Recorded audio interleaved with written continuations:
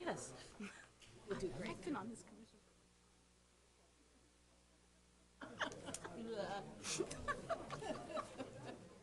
I was wondering about these.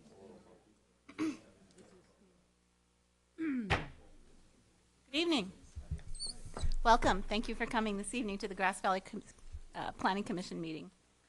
The Commission welcomes you to its meetings, which are regularly scheduled at 7 p.m. in the third Tuesday of each month, which is tonight. Your interest is encouraged and appreciated. This meeting is being videotaped and is scheduled for rebroadcast on NCTV Channel 17. Please consult NCTV program listings as to the schedule of future broadcasts at www.nevadacountytv.org.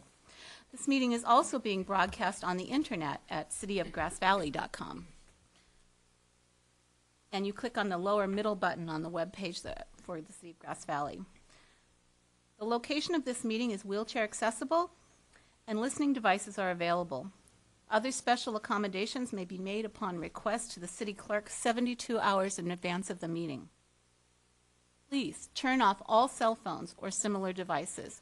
It interferes with our sound system.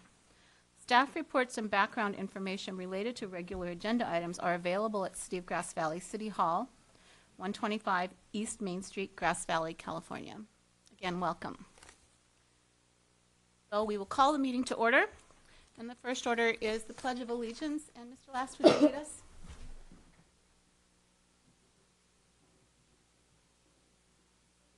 To the flag of the United States.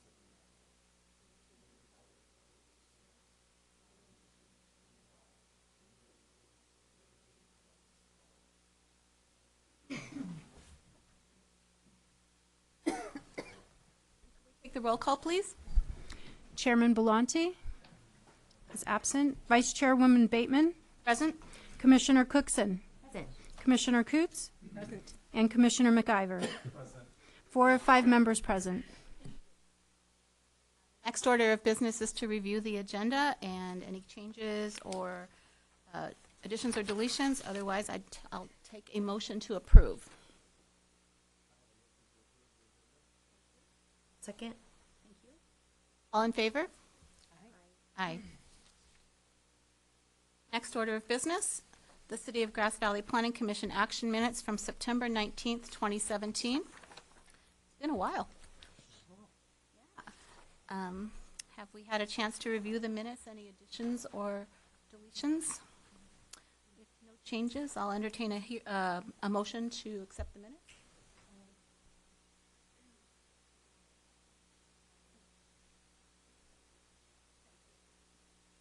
Second? I'll second. Thank you. All in favor? Aye. Okay. Next part of our meeting is the public comment period. There's a time limit for public comment of 5 minutes. These are for the public comment period at this time is for items that are not on the agendas this evening. So if you come to speak to an item, you will get the opportunity to that when that item comes up on the agenda. And if you wish to submit any written information at the meeting, you must furnish 10 copies to the Planning Commission clerk in advance to allow for distribution to commission members and staff.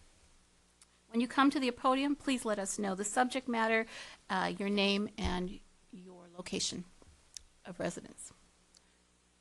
Anybody like to come and make public comment?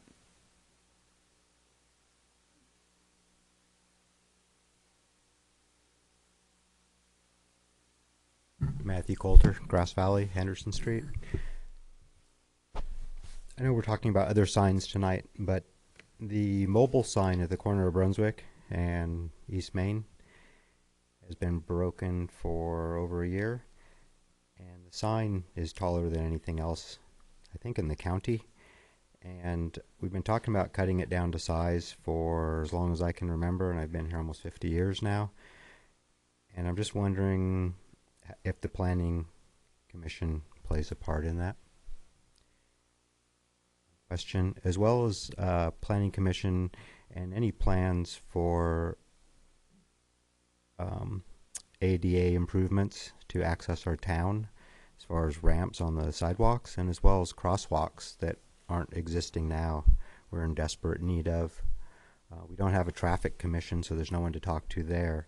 So I'm here talking to the planning commission, asking for you guys to play your part in this. Thank you.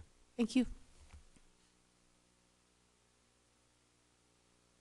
Would anyone else like to come forward with public comment on items not on the agenda? Okay, hearing none, I will close the public comment period. And now we will reopen the meeting with hearings. The first hearing is item 7.1, minor use permit and development review application 17 PLN-32. Development Review Committee recommendation on a minor use and development review permit of a proposed plus or minus 2,400 square foot addition and renovation with associated improvements for the Center of the Arts. The project is located at 314 West Main Street in the Town Core Zone, and it's APN 08-341-01, and the environmental determination for this item is categorical exemption.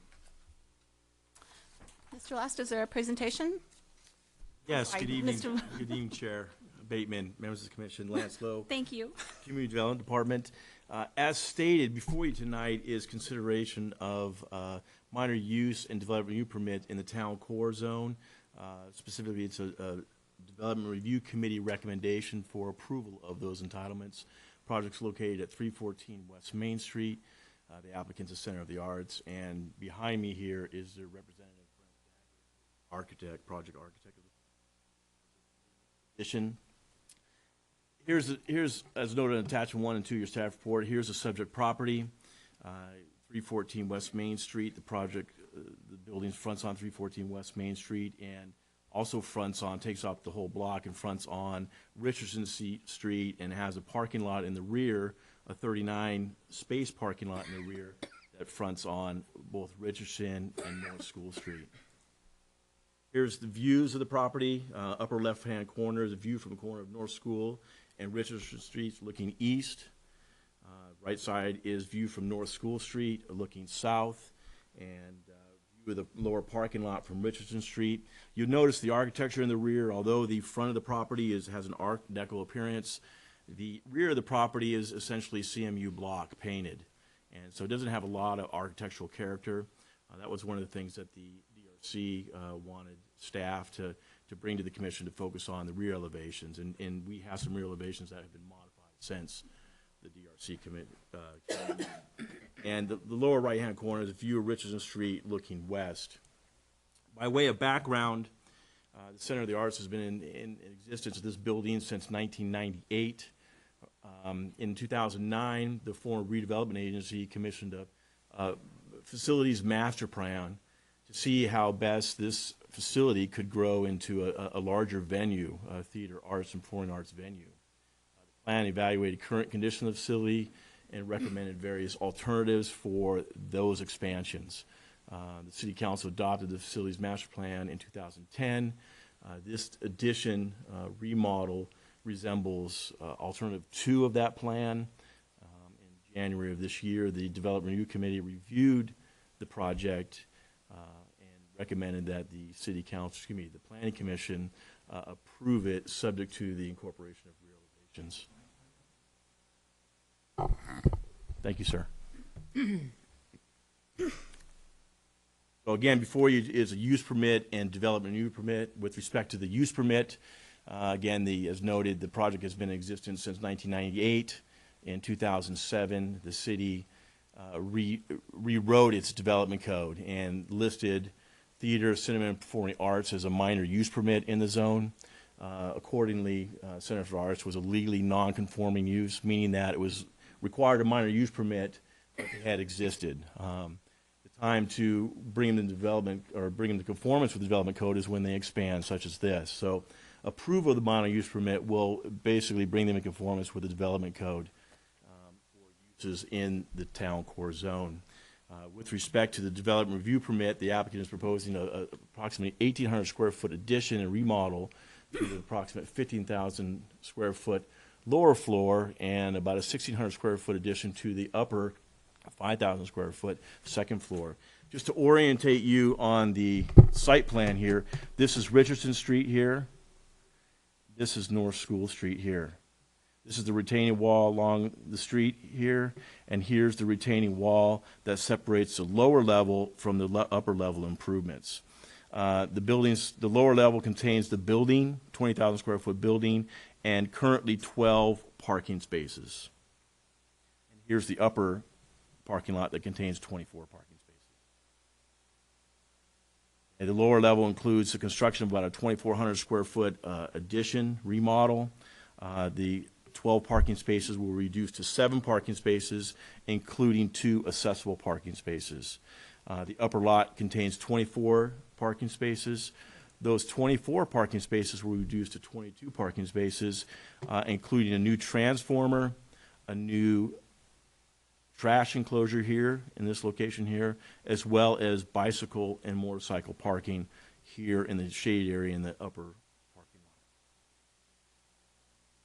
Here's a 3D view of the addition. You'll see this parapet wall here is where the addition starts, and here's the addition here will essentially be a parapet wall around the perimeter of the new addition. The building exterior is smooth stucco with an Art Deco here along the front. In the rear, it's essentially painted CMU. Exterior appearances, the addition will consist of precast concrete to match the existing rear facade. And that was one of the concerns at the Development Committee. They wanted something that was a little more than just a CMU or precast concrete construction. Here's the floor plan. It didn't translate that well, but here is the stage. Essentially, they're building the 2,400 square foot addition to accommodate a stage here, about an 1,800 square foot stage. There's going to be a storage room here and a green room. A green room is essentially the actor's waiting room. This stage will be open to the top, and on the top we'll have a storage room and another green room. Ultimately, about a 2,400 square foot addition. Here's the rear elevation here. You'll see here's the front Art Deco appearance. What the applicant has done to accommodate the DRC comments is to provide standing seam metal awnings on both the north elevation here as well as the west elevation here over this door. You see the little awning here, as well as they had provided a recessed, not a corrugated metal, but it's going to be a recessed corrugated pattern within the casted material. The cast. It also will have vertical joints at the joint. Excuse me, vertical elements at the joints here. Recessed. Let me get the exact. Recessed band with a corrugated pattern in along the entire facade, as well. Again, where the recess? This area here. Okay. Yeah, you can't see it in this elevation, but you look at your plans, and that's how it's called out, as a recessed element. And certainly the architect is here. He can speak to the architectural design at greater length. Those are the additions that the applicant has provided following the Development Review Committee. General plan is commercial. In the zoning is town core. It's a loose use that requires approval of minor use permit. Project is consistent with the development standards and community design guidelines. Project qualifies for a categorical exemption, basically 50% less than the floor area of an existing structure before the addition, or up to 2,500 square feet, whichever is less. So that's the categorical exemption that this project would qualify under. General plan, zoning, and community design guidelines findings have been made in the affirmative, as outlined in your staff report. Staff is recommending that the Development Review Committee recommends, rather, that the Planning Commission approve the Center Art project as presented or as modified by the Planning Commission, which includes the following: determination that the project is categorically exempt, adoption of findings of fact for approval of minor use and development permit as presented in the staff report, and approval of the minor use and development permits in accordance with the conditions of approval. I should note the other salient point here is they are reducing the project by 7 parking spaces. In order to make up parking, they can simply pay a fee. That's allowed, a mitigation fee, to pay into the city's mitigation fund for parking. So that's one option that they could do. They've also committed to looking at private property owners and getting parking on private lots, as well as working with the city to find perhaps some public lots that they could utilize. Keeping in mind that their operations are during, with the exception of restaurants, non-business hours, 5 till 10, 11. They have committed to providing additional parking that's outlined in attachment 4 of your staff report. That concludes staff's presentation. Again, the actions before you tonight are as presented, and the architect is here behind me to speak to any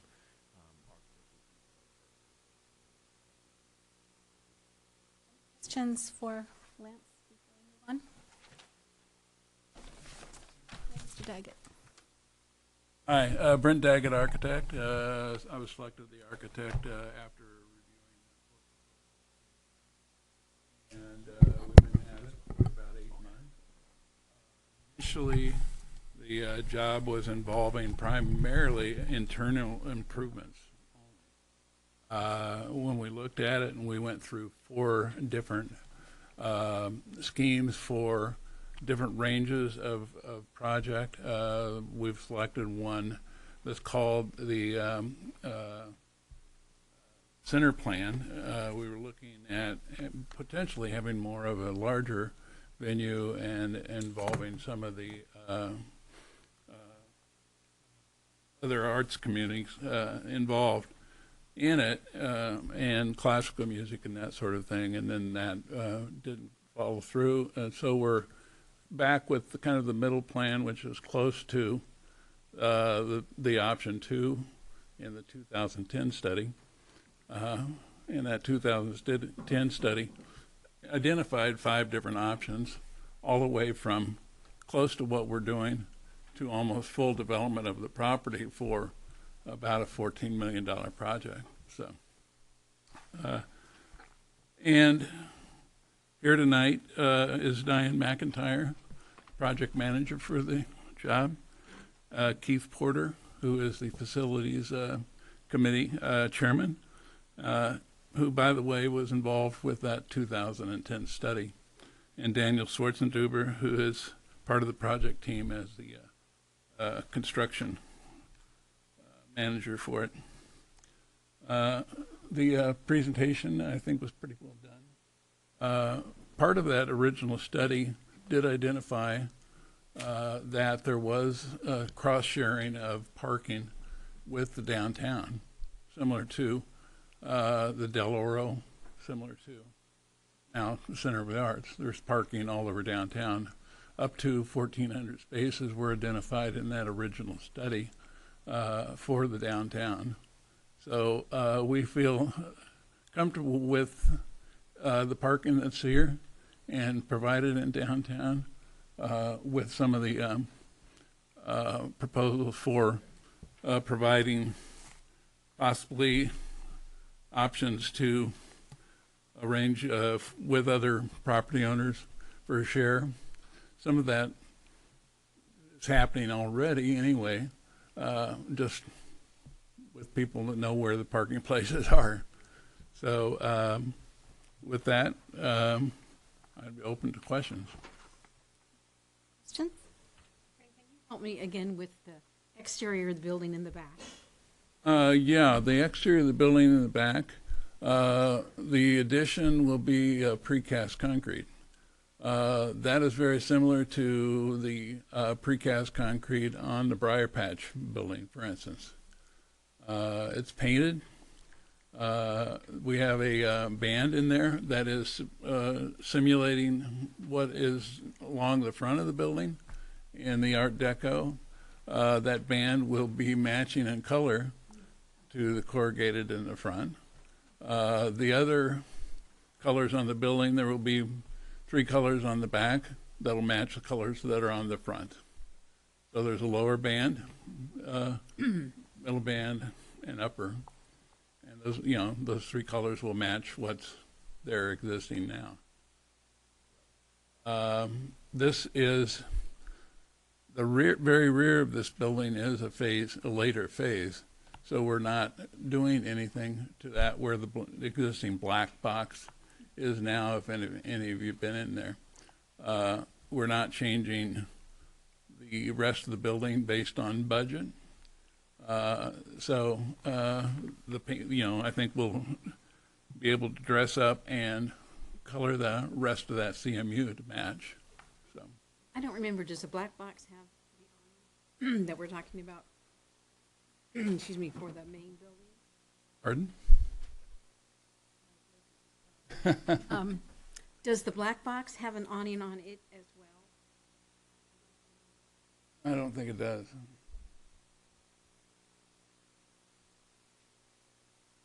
So, any more questions? I'm three-dimensionally challenged. Pardon? I'm three-dimensionally challenged. Right. So the stripe, I'm sorry, the band that's Right. going around the building, that's flat to the surface of the building? You mean in the front or in the back? The band will be a recessed band. Basically, panels are cast off-site. They're brought on-site so that this potentially will be able to occur pretty quickly in construction. Panels are stood up, joined together. They've got a banding. We'll be duplicating that banding in other places horizontally to repeat the banding vertically. Okay, and it's recessed. The corrugated is basically put in the form, and so it's slightly recessed, but it is similar to, if you've been in the front, it is at the stair location, a corrugated pattern and the concrete on the front. So it's all corrugated pattern that duplicates the pattern of the corrugation for the metal. Basically, the metal would be creating that corrugation in the form itself. So. More questions from the commission? I'm going to open the public hearing. Open the public hearing. If you would like to come and speak, you have 5 minutes. Please limit your comments to that time. And we are talking to issues pertinent to the item 7.1, which is the Center for the Arts and its addition. Yes, my name is John Brooks. I represent properties there on Richardson at 303 Richardson, 310 Richardson, 312 Richardson, and 211 North School Street. Is it possible to pull up the street views on the photos?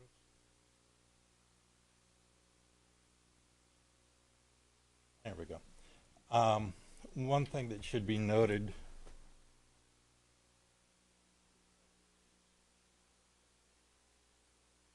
parking has been tremendously limited during the redistricting of Richardson, where all the traffic now is pulled out of downtown and brought up Richardson. Our properties run on the face of Richardson, adjacent to the top parking lot, and on the corner of Richardson with the red zones. Couple of questions, I guess, to the architect is, with the expansion of the stage, how many more seats are going to be expanded within the auditorium? Yeah, it'll be expanding from around 380 to 500. Okay, so I also saw a calculation based on this, on basic square footage, that says we add 5 more parking spots for another 150 seats. Typically 2 people per car or 4 people per car. You're going to need a lot more than 5 parking spots. Sir? Yes. I want to redirect your comments to us, and then we will bring questions to our presenters. So parking is of utmost concern. And one other thing is, as we were seeing the diagram of the lower parking lot to put in a couple of ADA accessible parking spaces, currently this last summer we've had a tremendous amount of street closure on the parking existing to allow for the venue buses and their storage trailers. That's where they park the venue buses and storage trailers. So when they show that you're going to lose 5 parking spots, where does that bus go? They have currently been closing the street for up to 12 to 14 hours to make ready for the bus to pull in and pull out. And so that closes that street with cones and permission from the city 2 days a week. So we're already losing a tremendous amount of parking to the existing structure. One of the other concerns I would have is the length of the construction project. Is the permits show it's good for 4-year construction, which is fine. They do drag on, but the contractor parking for the trucks, the construction material being delivered, the large equipment coming in, typically gets put right in front of our apartment building. So what I would ask is if part of the discussion would incur or limit construction trucks to stay on site within their parking lots, not out on the street as an overflow. A question as well for the development of the inside of the project. Are any additional restrooms being provided for the folks there as we're putting in another 150 seats? Yes. Because one of our tenants has chased away a number of the people during intermission where they're peeing in our driveway. They come around the corner because the lines are too long, and I've even had the tenant chase one of them back during intermission and stop the performance until the individual basically apologized. So they may have been there in operation since 1998. We've had the apartment building since 1970, and it was built in the late 1800s. So we've had continual issues with the folks that appear, and now it's additionally going to be increased. So it may be in a TNC zone, but it's definitely bleeds over into the community as a residential. So. Thank you for your comments and bringing those issues to us.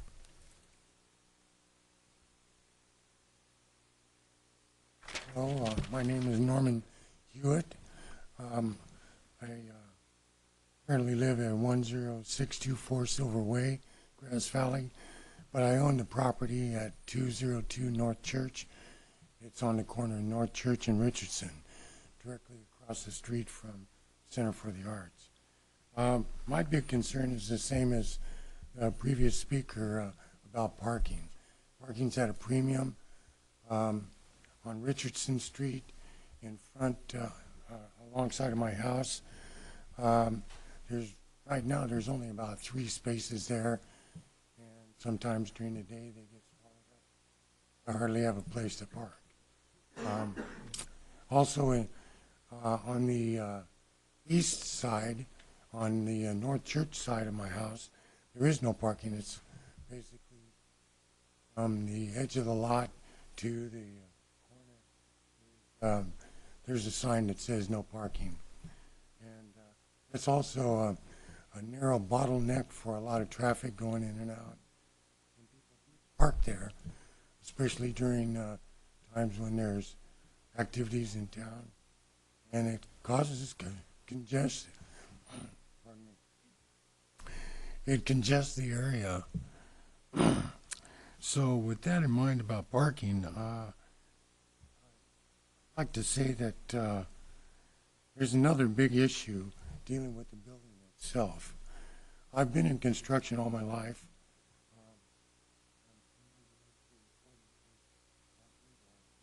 You have tilt-ups, I assume that's the north wall? Recast. Right. Outside, Well, yeah, they'll be driven here. You can address those comments here, okay? but basically, in 1998, being a carpenter, I'd have to get up at 4:30, 5 o'clock in the morning. And a lot of times, music blasting through that CMU wall and really amplified when the doors would open up. The people would be performing up until 11, 12 o'clock at night. Here I am, having a hard time getting a sound rest for an early rise. So that's the way it was. We complained to the police. They really didn't do much. In fact, they didn't do anything that I know of. But it did get resolved, and I must say that there is pretty good sound control now. As to what they did to that north-facing wall, I have no idea. But I would like to see whatever kind of construction you do definitely incorporates sound control on the north-facing wall. And also you might consider on the west-facing wall because there's residential buildings up in that area as well. As far as the money goes for parking spaces, just to give money and that alleviates your responsibility for parking doesn't seem like a very good solution for the people that live in the area. Maybe there's something else that could be done. Perhaps if you're going to accept money, then create a special fund that only parking could get into that fund. I know years ago,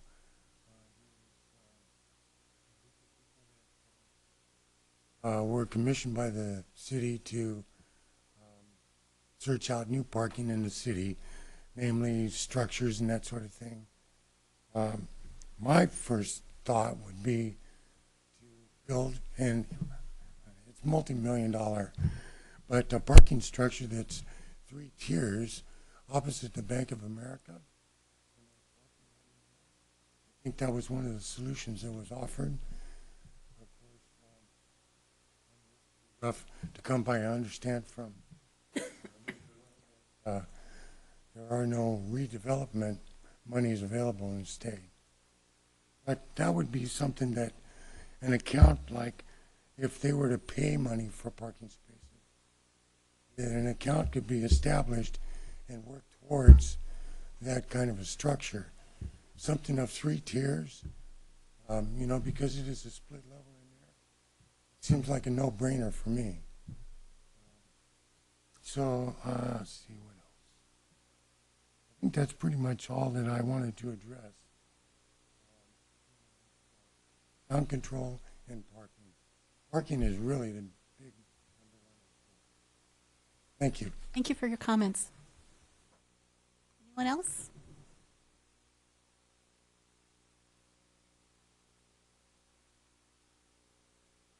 Matthew Coulter, Grass Valley. So I address you guys, then you ask them the question, then it goes back to you, and it comes back to me. Okay.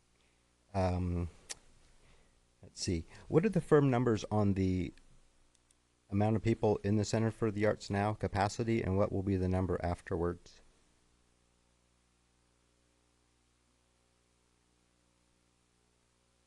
We'll cover that after you make your comment. Okay, because I've heard 2 different numbers. The DRC meeting the other day had much different numbers than what I had just heard. Also, the architectural awnings on the back of the building, I just wanted to consider that they aren't just half awnings that then put the drip line on the middle of the access ramp for the ADA into the building. Because I went around town and looked at a lot of the new awnings that are just little stub awnings for looks, and they happen to fall in the middle of the sidewalk. So if you're in a wheelchair, you either have to run right down the middle of that drain or run right down the middle of the drain. That's your only choice. You can't go to either side of it. So just across the street from City Hall here, we have that problem. And it's more in the cosmetic ones than the actual functioning situations. Access to the Center for the Arts. There is no ADA access from North Church, from North School, due to the fact that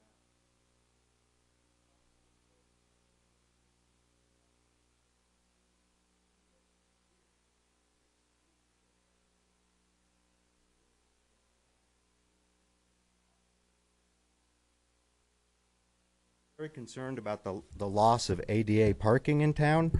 I've noticed a removal of ADA spots over the last 10 years, not putting more in. That's a huge thing. So access to get for the Center for the Arts, and even for the performers without an elevator to go upstairs, downstairs, They would have to go outside into the rain to get to the stage downstairs from the green room upstairs. There's no access, as far as I can tell, inside the building to get to the downstairs.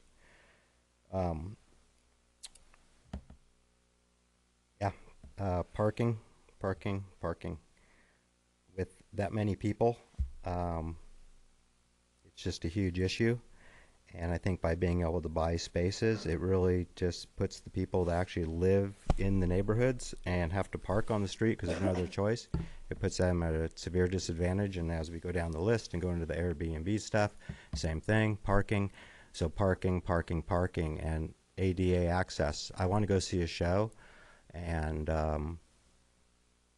how do I get there, basically? Thank you. Thank you. Any additional comments?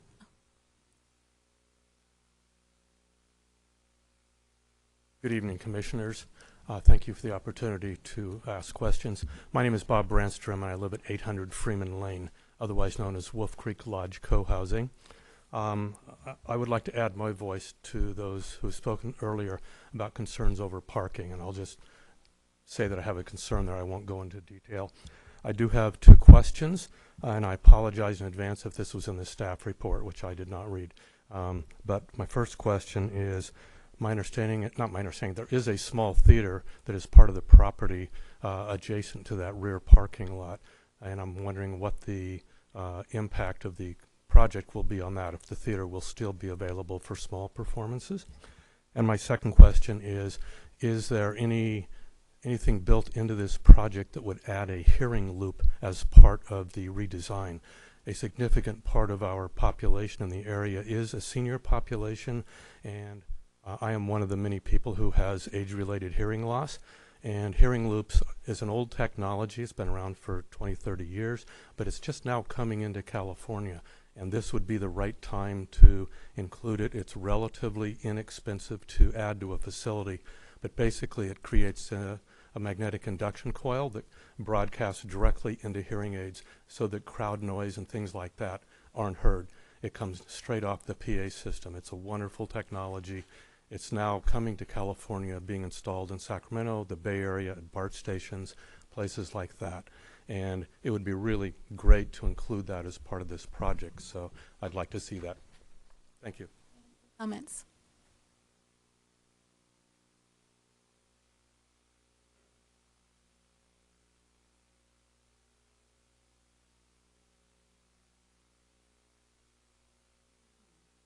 I would just like to speak on behalf of being a resident on North Church Street, which used to be a notorious street, and we've turned the Leaf to become a street of pride.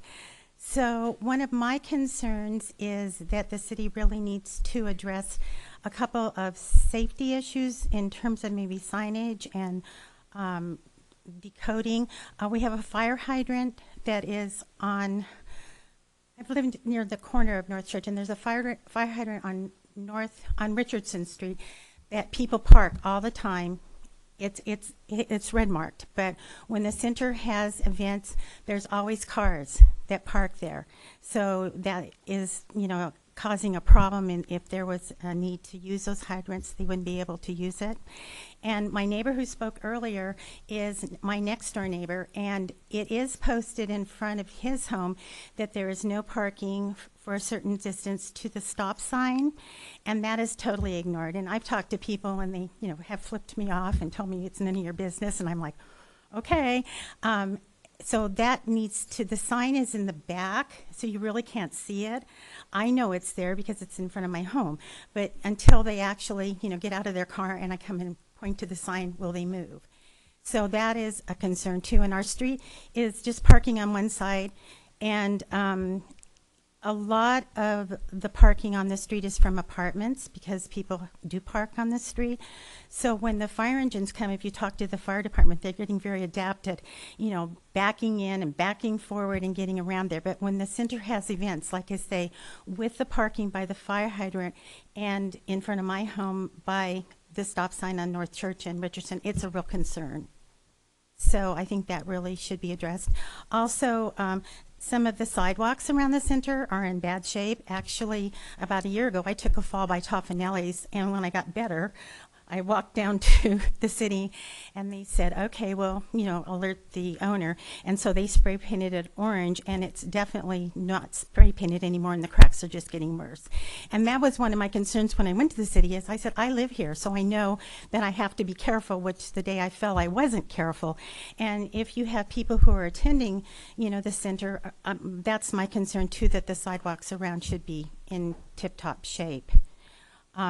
I have a little teeny driveway, and people are always parking in front of it, and I can live with that because, I like this Center for Performing Arts. I think it's a nice addition to our city. In terms of parking, maybe a consideration might be on their website to have, the suggested parking where people can go. I don't know if that's on the website right now, but that might be a good idea, because I intercept people all the time who are trying to get to the center on Richardson's thinking that's the entrance, and I tell them, oh no, you have to go up this way, and direct them, and they get there. So that might be an option for the parking dilemma. But I know when there are events, it's just, parking any which way. And like my neighbor that lives on Richardson's, on that side of the street, it is red marked, and people don't see it. And that's the other kind of issue, and in defense of people who come, to visit the performances, our lighting is terrible. So those of us who live there are aware of the red zones, but people who are not from here are not aware of the red zones. So the safety issue is just my concern. Thank you. Thank you. Can we get your name? Oh, I'm sorry. My name is Linda McKay, and I live at 204 North Church Street.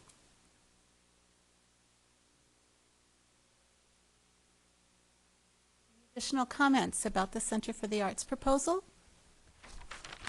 If not, I'm going to close the public hearing and we'll return to discussion with the commissioners. Closed. Commissioners? So much feedback. Yeah. Can I ask the question in regards to the small theater? How will the small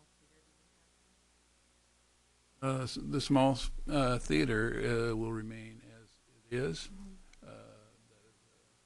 We set out to different so that's not part of this improvement because of cost.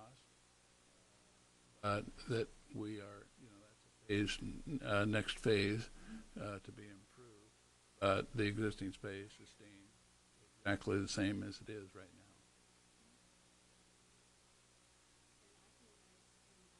The issue about the mitigation fees, I had asked that as well in the preview meeting. And we have a fund that is simply for parking. All of the money that's collected in mitigation fees go directly into that account. So that is already in place. I don't know if you all picked up the agenda for tonight, but part of the parking issue, the center really doesn't want to be paying mitigation fees. They really want to be working with the other stores, banks, what have you, in town. And in addition to things that are close by, one of their ideas was to maybe use further away parking spots and have a shuttle that can take people into the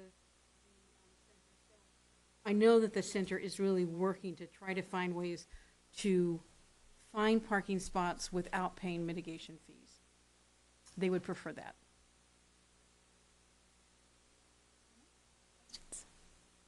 I guess I could ask a question to Lance, just as a follow-up. Are there any plans to improve parking in the city? Like, how are we doing with that fund? I'm not. I defer that question to Tom. Yeah, right now there's probably about $100,000 that have been collected over the years, and most of that was, most of that was collected probably 10, 15 years ago. So that fund hasn't been building because there hasn't been expansions or redevelopment in the downtown area that would need that. But the intention is, we are looking for options. I know back when we did have redevelopment, we explored and prepared several options for plans for parking structures, parking garages, multi-story.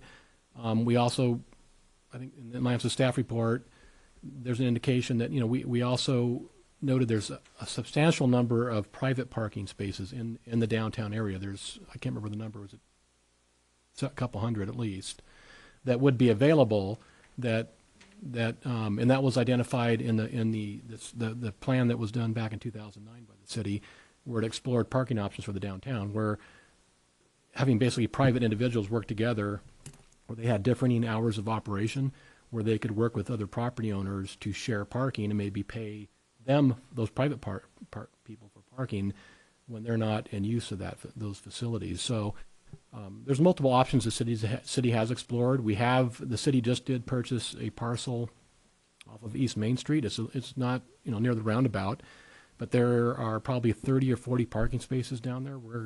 The city will be improving that area, cleaning up the vegetation, restriping, repaving potentially.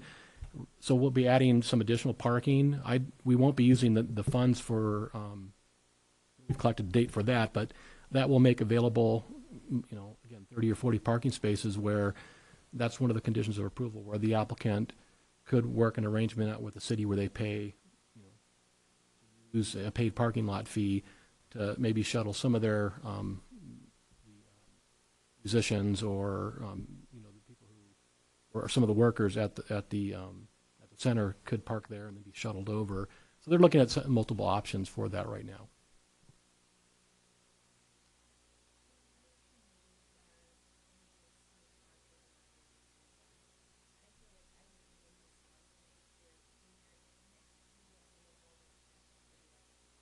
Have those street signs that they and it's a polite sign. I know lighting is definitely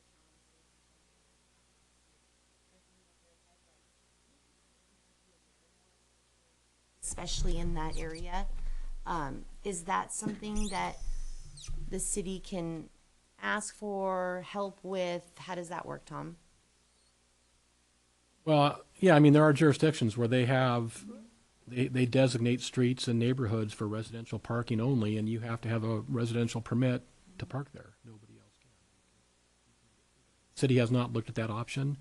Whether the city wants to do that at some point in the future, that's a policy issue the council would have to ultimately decide on. That's more a policy issue than just being polite and saying, "Hey, we live here, don't park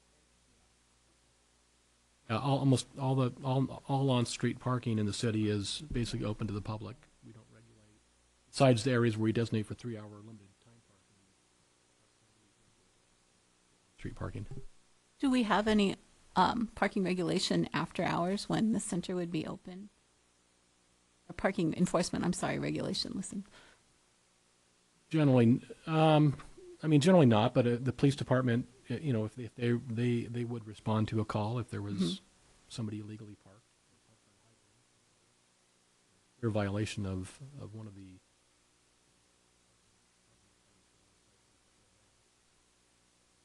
I have a question about the ADA access. Yeah, go ahead. It is a difficult site, and I wondered what the arts, I know it's addressed in here, if you could talk a little bit more about the arts center. Yeah, it is a difficult site. We are making an increased effort to bring ADA in the front door. We've recessed an area of the front of that building in so that you actually are able to come into the front without going up any stairs. So that, up, recess the area so that there's 2 doors right there now that come out of the building, out of a community room. Basically, that's now exiting, that sort of thing. That's where we would be recessing the front in. Basically, it creates kind of a covered walkway into the building that is totally level with the front door. So the effort also has been put into turning the audience so that everybody's coming in from the front, the audience chamber, and the stage is in the back. Right now, there's kind of 2 exits and stuff. There's double entries from the back and the front. We feel like the majority of people ought to be coming in the front. That is where the lobby is. That's where, and the back is primarily exiting. So there are 2 ADA parking places out there that we needed to do to meet code. A number of other issues with ADA will be taken care of too, including hearing devices, any number of other things that the building code requires, but we would want to provide, in addition. So it will be fully ADA compliant when this project is done, which it isn't now. Are you familiar with this device that the gentleman was talking about? Yeah, Is that something that would be happening? we're looking at that, yeah. I have another question.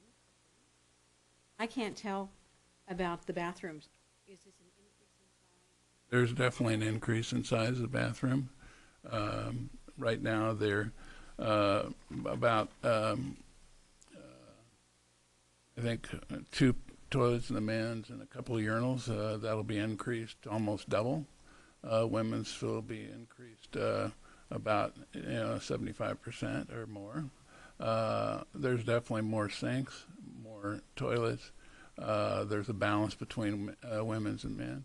It will meet the requirements of the plumbing code, which is definitely more than they have now for the size. So we will be providing a lot more in regards to kind of features. So, Is there a bathroom upstairs? what? A bathroom upstairs? I don't see. There's a bathroom upstairs, existing bathroom that provides bathrooms for that upstairs lease space. Basically, it's a dance studio upstairs. The front of the existing building, upstairs and along West Main. The seats that would be up in the upper area. All the seats are accessible. Basically, the ceiling is about 12 foot high inside the existing audience. So we were able to rake. There's a tiered rake system where the seats will be on. There's going to be about 270 seats on that tiered system. The backside will be about 6 foot high off the floor, and it'll rake down. We've got floor seating right in the front, similar to what you see in movie theaters and whatnot. In that the stage will be lifted up so that the view to the stage from the flat is going to be good, visibility, sightlines. So we were, without raising the whole roof, we were not able to do a second floor balcony type of thing. So it's really about a half story up. Seats that I'm seeing here.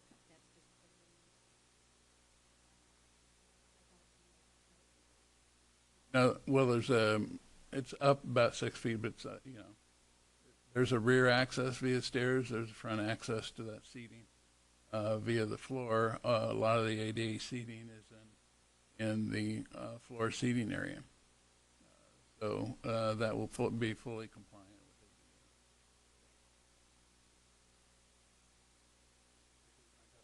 Questions, just follow up with public comment. So there was a comment about noise in downtown, and can you talk to how the north wall will be constructed to prevent noise down and nearby? Yeah, it's a full, again, the CMU blocks that are on the existing building, that is not a grouted block wall. So it's hollow in the center and it's solid on both sides. The wall we're putting up on the stage will be much more soundproof than that because it's a 6-inch solid concrete wall. We will have, on the inside of the center, acoustical panels which will be absorbing noise and making the inside more acoustically, and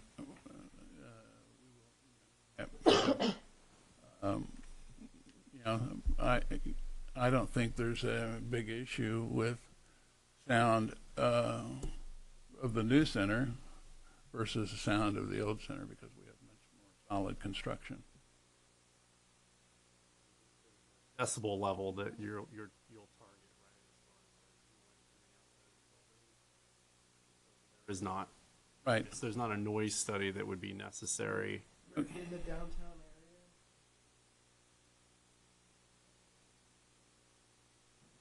area. Daniel Schwarzenegger, contractor. We're in the downtown area, so there's not really an actual noise decibel level.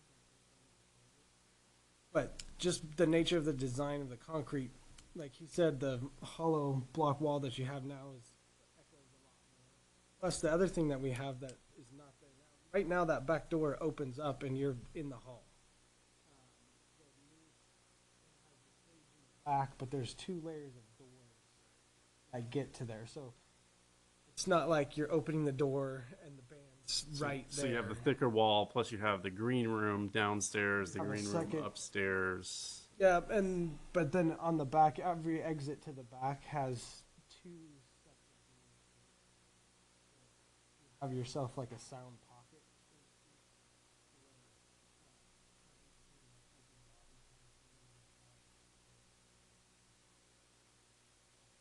In addition, with the rotation of the audience to the front, basically, the stage is in the rear, so the sound projection is all going to be going the opposite direction. I was just going to add, speaking of noise, we have a brand new sound system here. This is the second meeting. As you know, we've had we don't get the feedback like we've received in the past, so it's a good thing. But it's important when you're speaking for members of the public too, and for the planning commission and staff to bring the microphone close to you so we can pick it up on the audio. So it's a much more sensitive system in terms of hearing, so it can be picked up on the television. But it's definitely a much improved system. So just as a reminder, thank you. Great. I'm sorry, sir, I closed the public hearing, so we don't have any more public input after that. We still have questions. Yeah. We're not, meeting's not. Sir, I'm sorry. I'm sorry, we have closed the public hearing.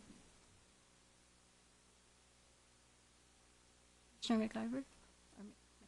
Yes. Okay, so other questions. So safety, I think that was Linda brought up safety with signage on the street. Also talking about, we talked about the access. There's no access in that back north wall, right? That's because the stage is going to be there. There's no public access, so everybody's going to be walking around. So I'm also curious, like, did we look at the sidewalks, lighting, tripping hazards so that people can get around there safely? And then also on safety, I was thinking of upstairs. And I'm sure you guys addressed this, but I just, there's been some really nasty fires with theaters, and so I'm thinking upstairs in the green room. Is there a plan for a fire? Is there like a fire escape? I didn't see any windows up there, so I'm wondering, has that been looked at, and is that up to the fire code? It will be to fire code. This building is fully sprinkled. It is fully fire alarmed. We have an additional, we have a lot more exiting from this building than is in the existing building. So that back entrance to the back parking lot, that will also be an emergency exit? Yes. Upstairs in the green room, They can exit. storage room that's like even one more in, their exit is Yes. down the stairs and out? It'll be down the stairs and out, either frontward or backwards. I mean, both. They can go either way. Awnings be architectural, They'll be architectural. similar to the front? Yeah, there'll be a steel frame that supports them, and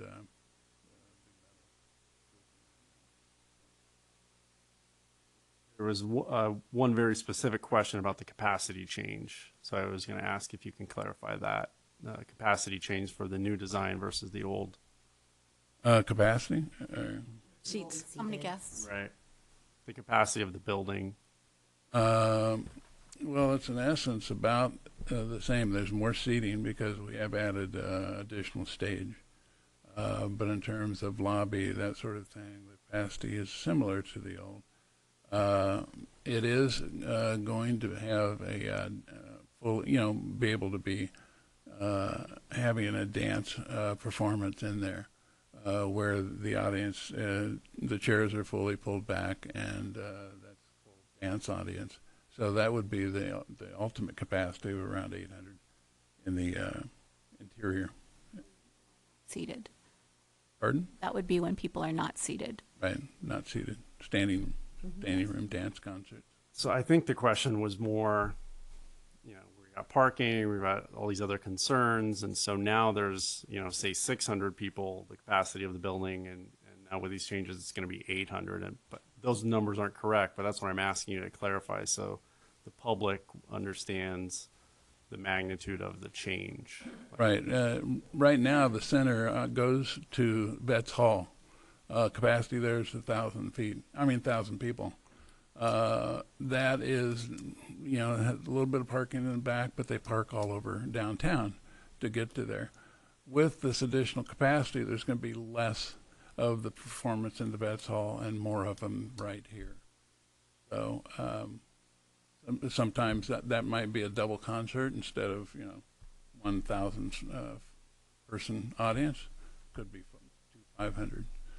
So the design is done so that there's a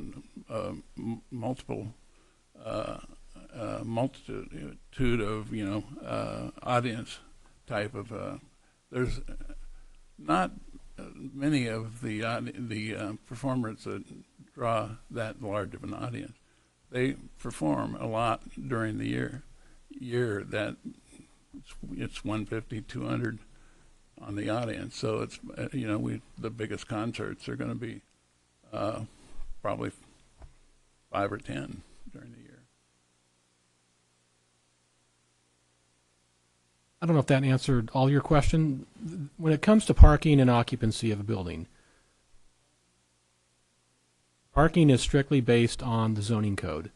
It's based on the type of use. There's a formula that they follow, and Lance has went through those numbers. So they have to provide parking based on the number of seats and the square footage of the building. They are able to comply with that again, there's a condition of approval that they're able to meet that standard for the parking through those conditions of approval.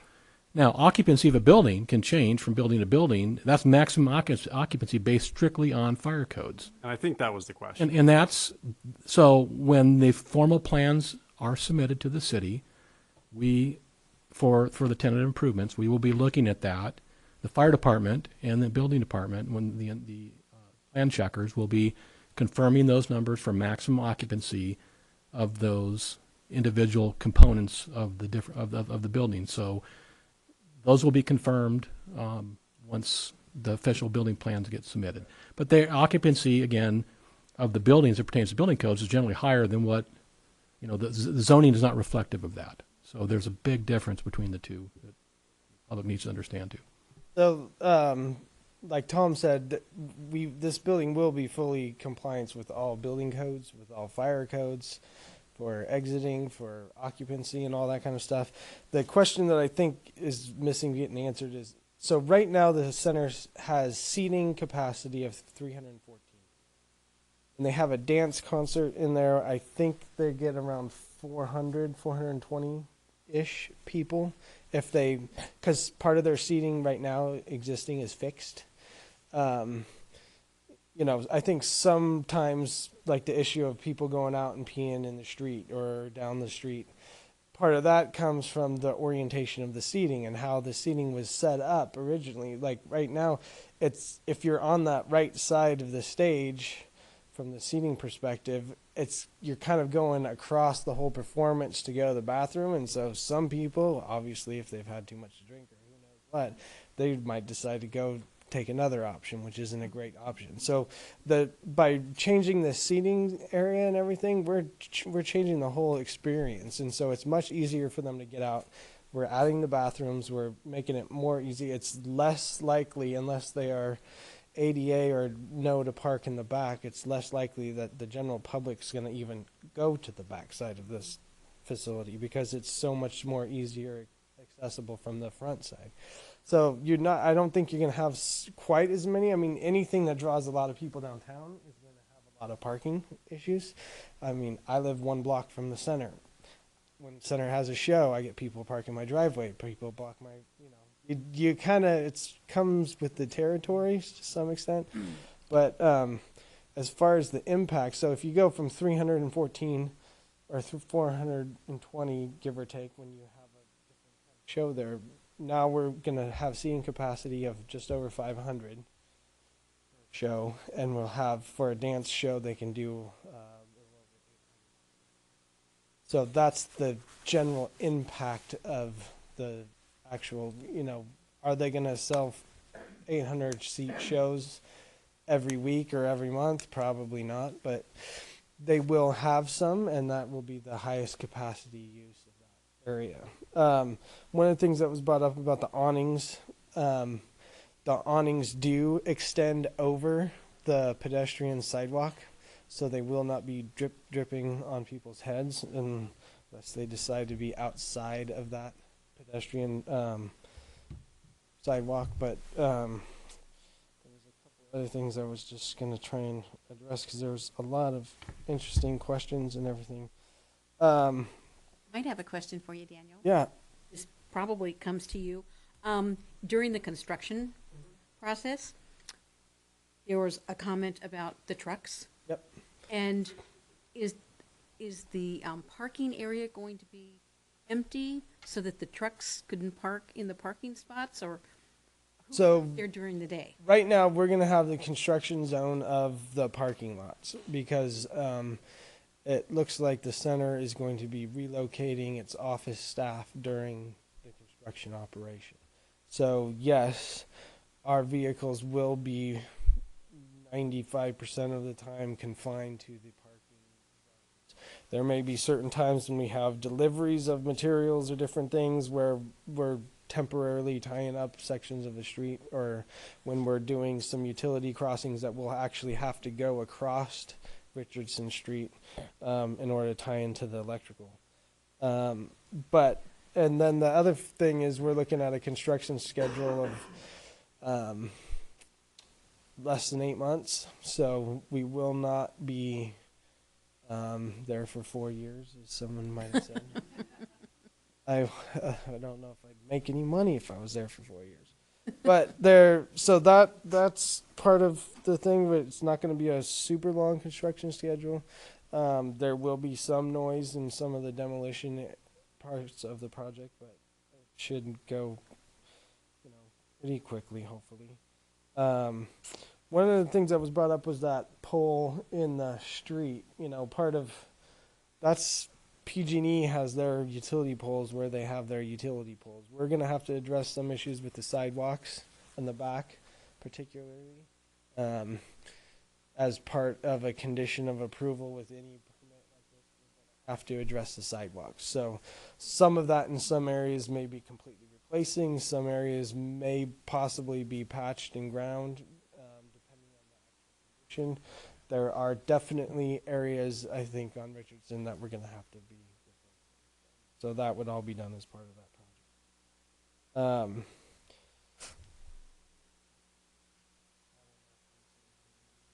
Definitely more restrooms. It was mentioned again, that concrete wall that we're talking about. The new construction is a 6-inch solid concrete wall with insulation and framing on the inside. So it's going to be a lot more compared to what it is now. When people are doing a rock show there till 10 o'clock at night, are you going to hear it outside? Probably. I'm not saying it's soundproof, but it's probably a little bit better than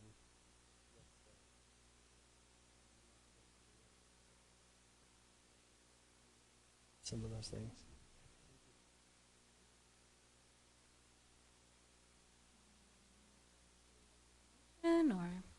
more questions, but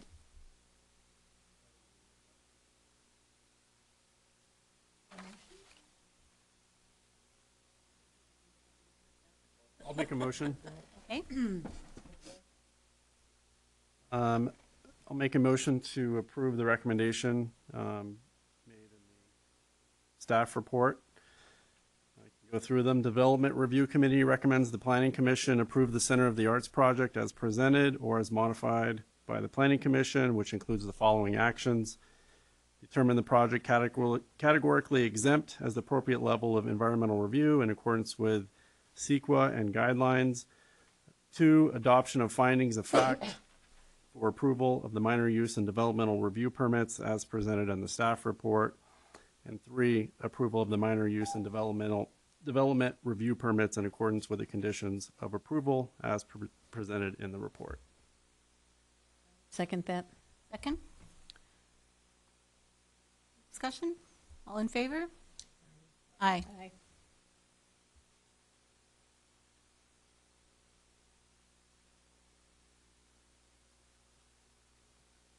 Thank you for your comments. We will be entertaining this second. Thank you for a new center. Sorry. Yes, right.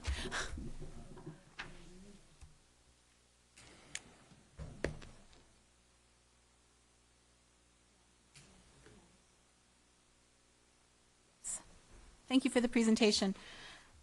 The next item is 7.2. We will be discussing,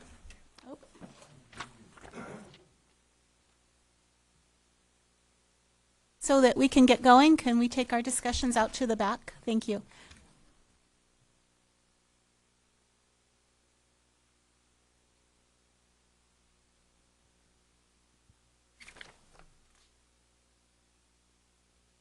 Item 7.2 is the planning, 17 PLN-33.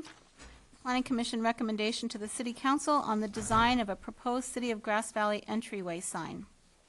The location of that sign would be at the corner of Neal and South Auburn Streets. Again, environmental status is categorical exemption. Zoning is the town core, commercial.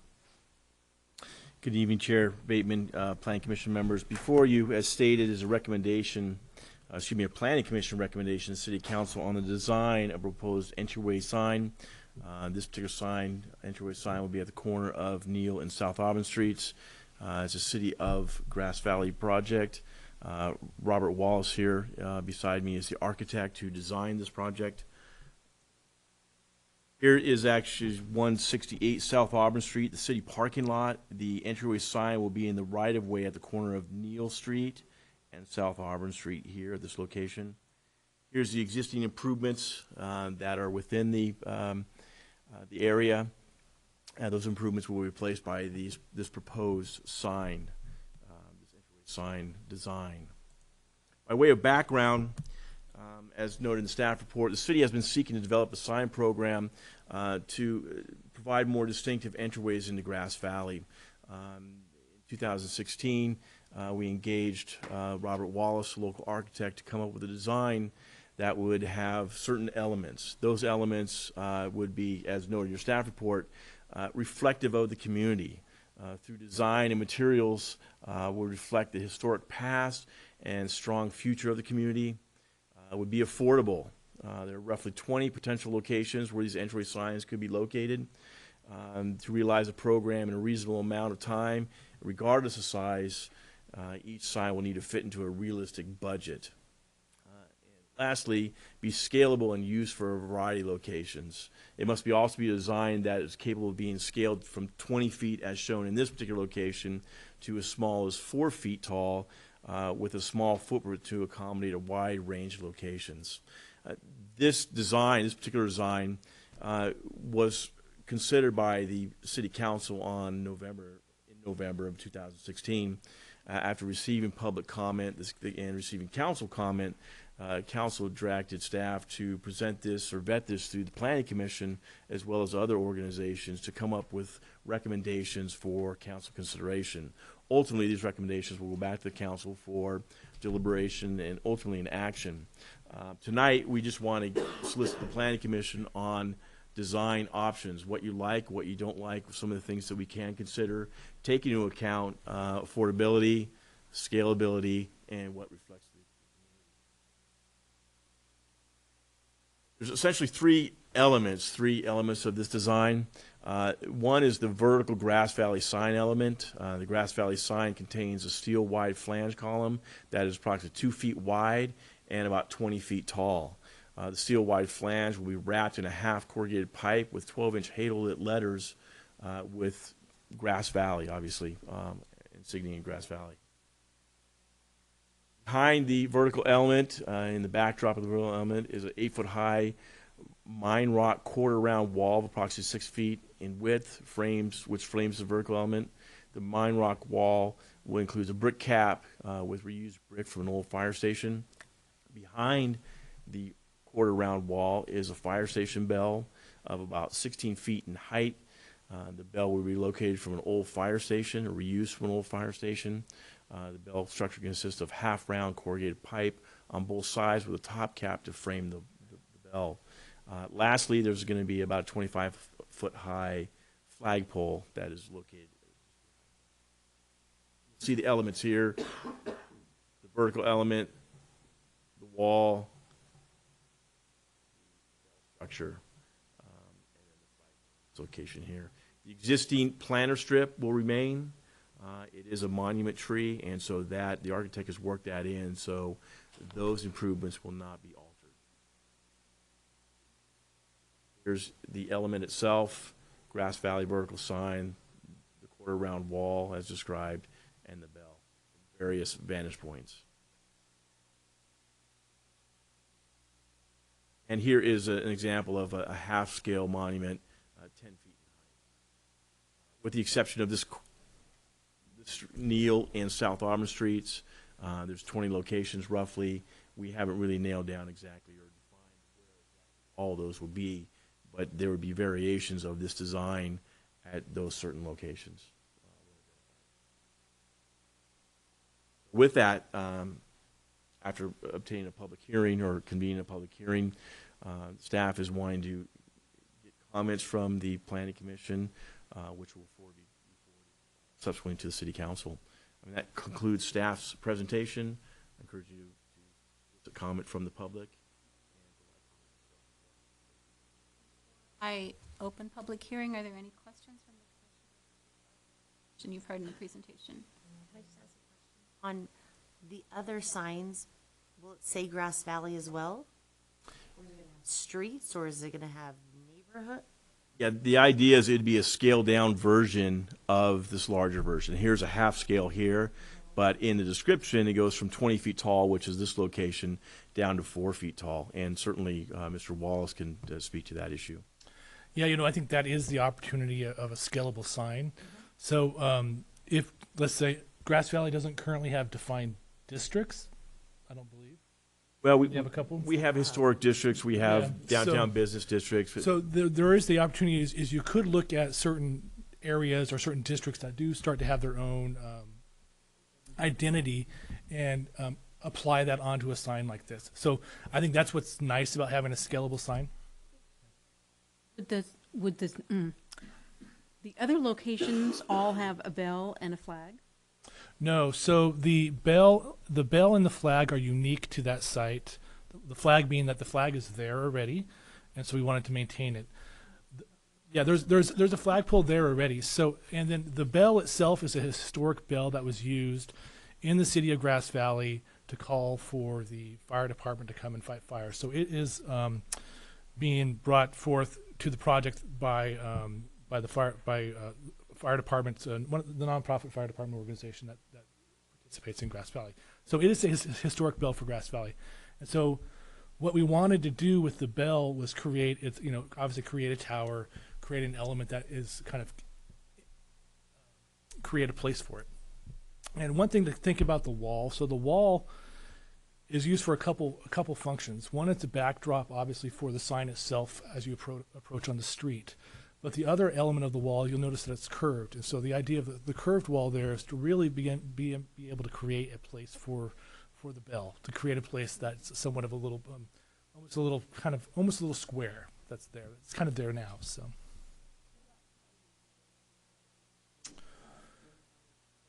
So we were looking at, we were trying to be consistent with the sign guidelines here in the city. So we looked at a maximum of 20-foot height to be consistent with that. The other thing we're looking at is the lighting of the letters itself is doing the halo light type letters, which is what I had used on the Sierra Central project.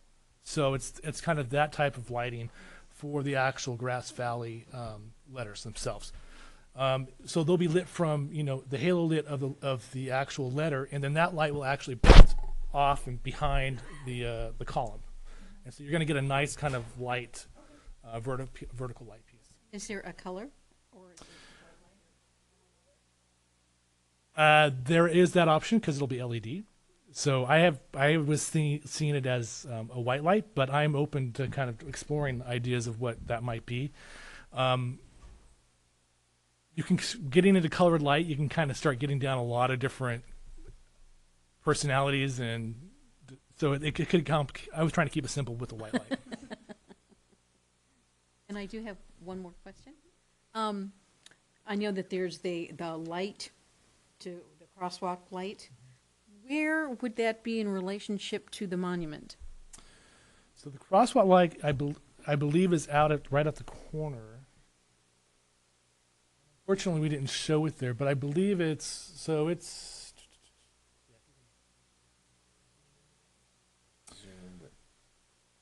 crosswalk light is closer to Mill Street, and the monument. So it'll be to the left. It'll be to the left of the sign. The sign will be behind it, obviously, because we can't interfere with that. But it'll be if you're approaching downtown Grass Valley, if you're coming under the bridge in your car, the sign will be on your left, and the light will kind of be left of that. Attachment 3.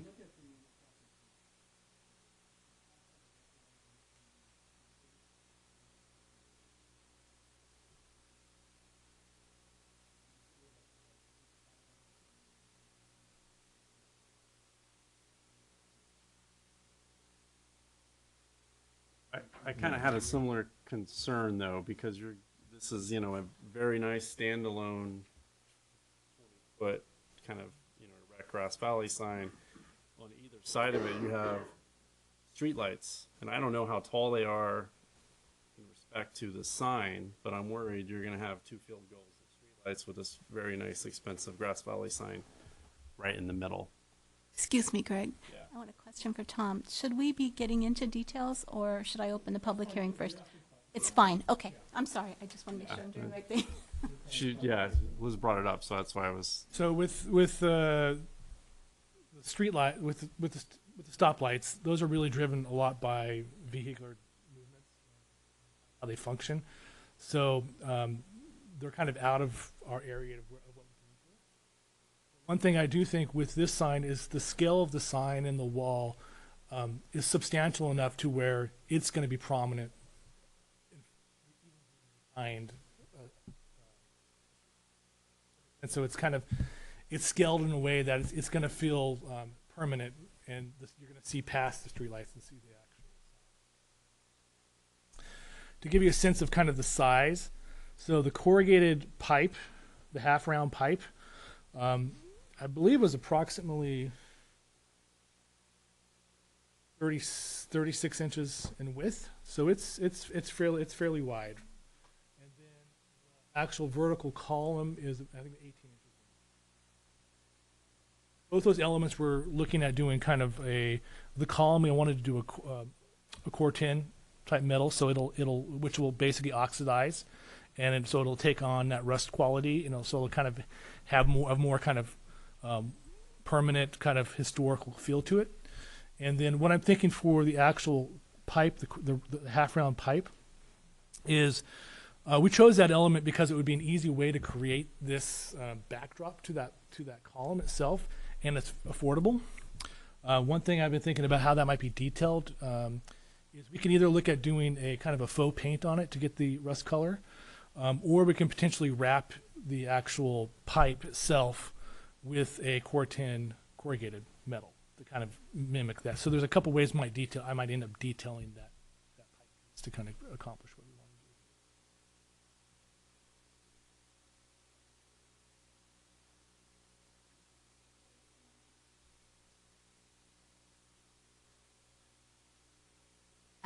I want to open the public hearing for this item. Each of you coming forward to discuss, give your name and location. You're limited to 5 minutes of discussion, and the discussion must be on the topic of the city entryway monument.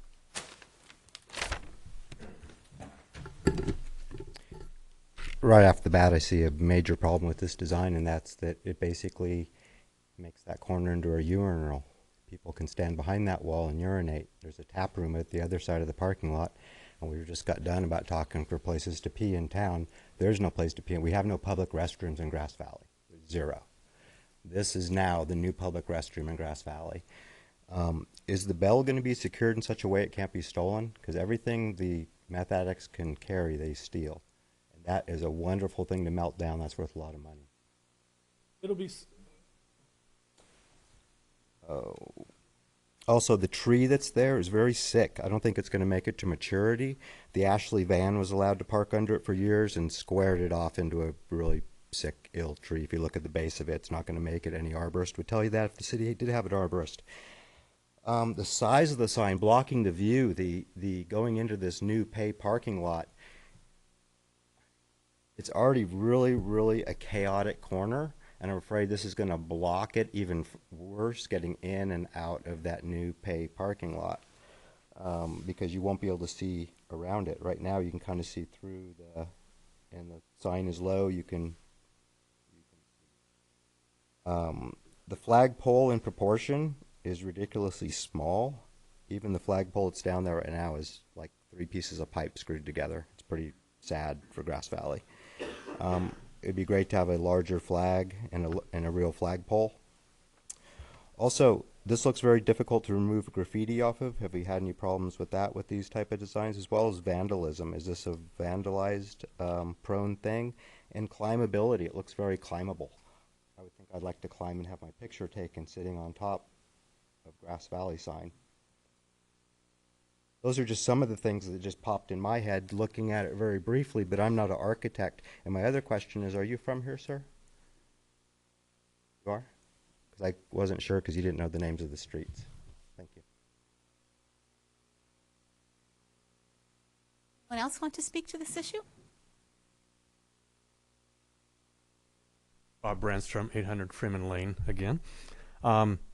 I'm kind of skeptical of public art in general from what I've seen over the years, but I'll tell you, I like it. So it's got, I think visually it looks very nice. I'm pleased with that.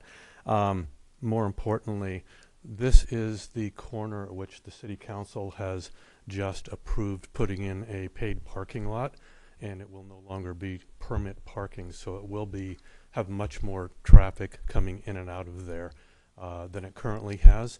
And my question along the lines of keeping and making Grass Valley a pedestrian-friendly town is what the possibility is of including a bench in here to invite people to just sit there in the shade of the tree, to just stop as they're walking to and from local businesses. I also had a concern, as Matthew did, just about the security of the bell. It's pretty easy to sneak in at night at 2 o'clock in the morning if you're quick and run a blowtorch, a ladder and a blowtorch, and the bell is gone. So that's a realistic thing, and I hate to see a historic bell be taken. And finally, I'm wondering if there will be any historic text, plaques, markers in there to describe the bell itself or other aspects of the city. That might be a nice feature, again, to improve the pedestrian, the word I'm looking for, ambience. So, thank you. Thank you.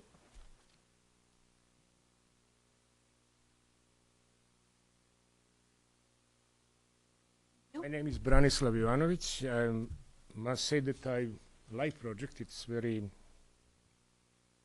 very interesting and architecturally very nice done. My question is that except historic past, what we can see here, I don't see strong future. Strong future. That was another requirement for the design. And I think that I somehow like more future than past. And I think it's more important, for our city and to have future. And I think it's excellent possibility to have something what is future of our city, represent and welcome everybody who comes here. Thank you. Thank you.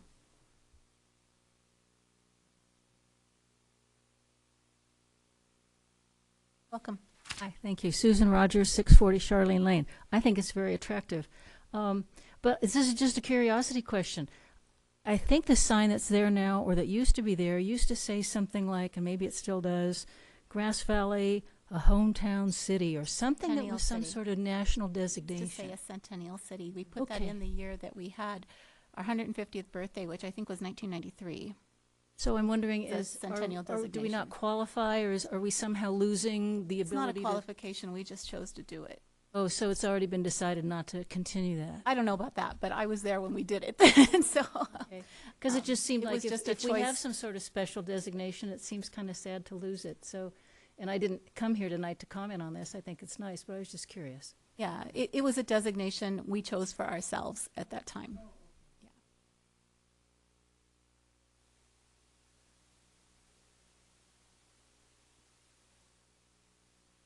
Guy Watson, 322 Mill Street.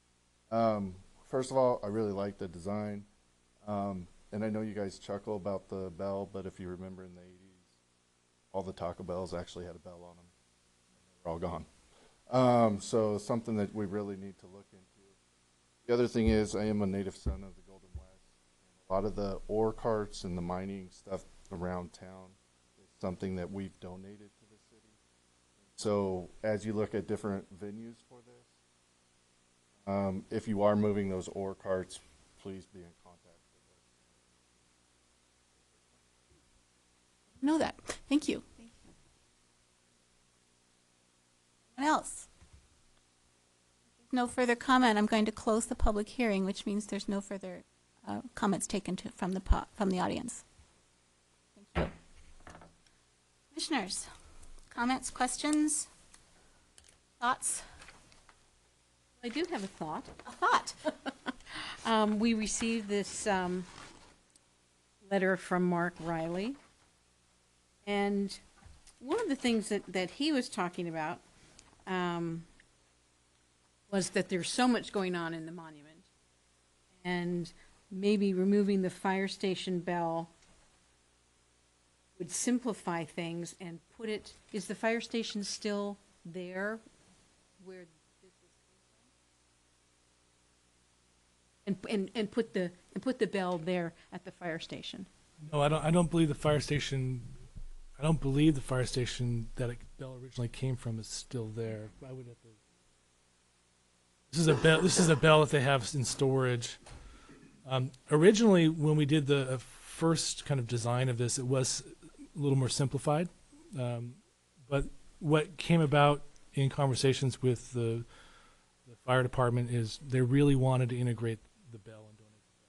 So we brought that in as an element, and we were trying to find a good way to balance the two because they are both two vertical elements, and that's why we were kind of trying to utilize the wall to kind of help separate the two in a sense, but still kind of create that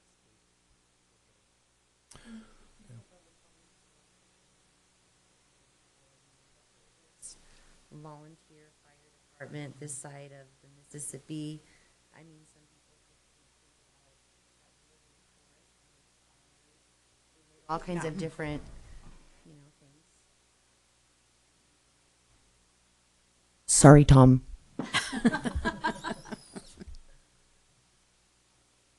I think it's a beautiful sign. I love your work. I think it's lovely. I think it's very modern and hip for our town.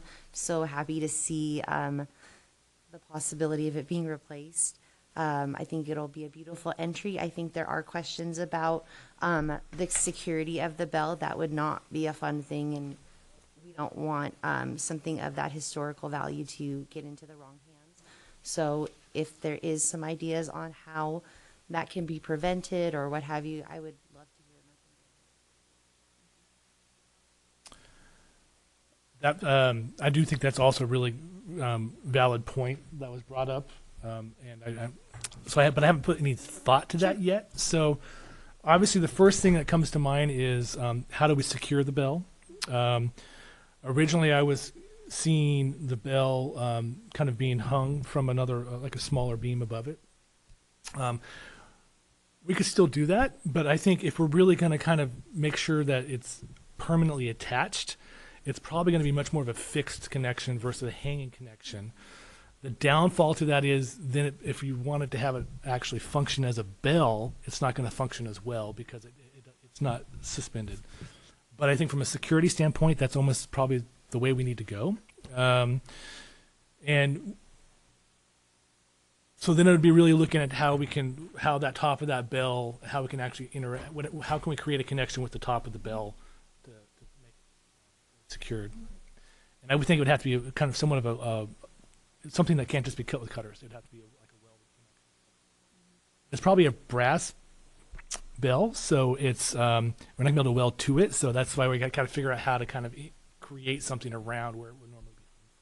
Set in stone yet in regards to how that's going to happen? No. It's just so we're like I think you mentioned earlier, we're here gathering input. So we haven't done any construction drawings for this yet or anything. So we're kind of gathering that input so we can kind of.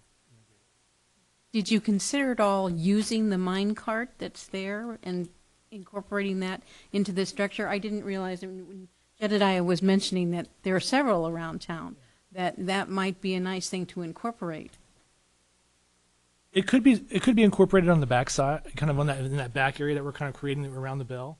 I had not conceived kind of incorporating it, to be honest. But I do think that they are definitely historical pieces. So if it's not used here, it'd be great to use it somewhere else. And if it's not used somewhere else, definitely return it to wherever to. That was interesting. I think. But when we were looking at the sign, kind of originally, the charge that we were given was, we wanted to have something that kind of pays, respect to our past with the materials, but is more kind of looking towards the future. So we were trying to look at materials where, we're kind of, the materials, yes, they're more modern and current, but they also are having a kind of more historical, rustic feel to them. And we were trying to kind of bring in those elements more looking towards the future. I mean, the idea of the vertical piece was kind of it was originally came from the spire on the Del Oro Theater. So we were trying to kind of take, that's an element that's visually you'll be able to see the sign, and beyond that, a block up, you're going to see the spire of the Del Oro. So it was kind of visually, it was an interesting thing to tie in.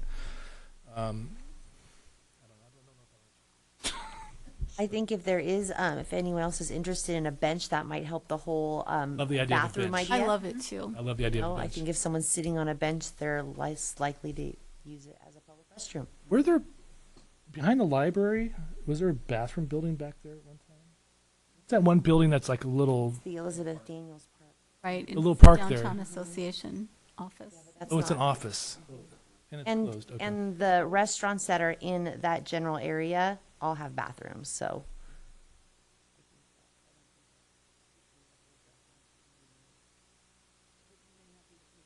I'm sure it would not be the patrons, of course not.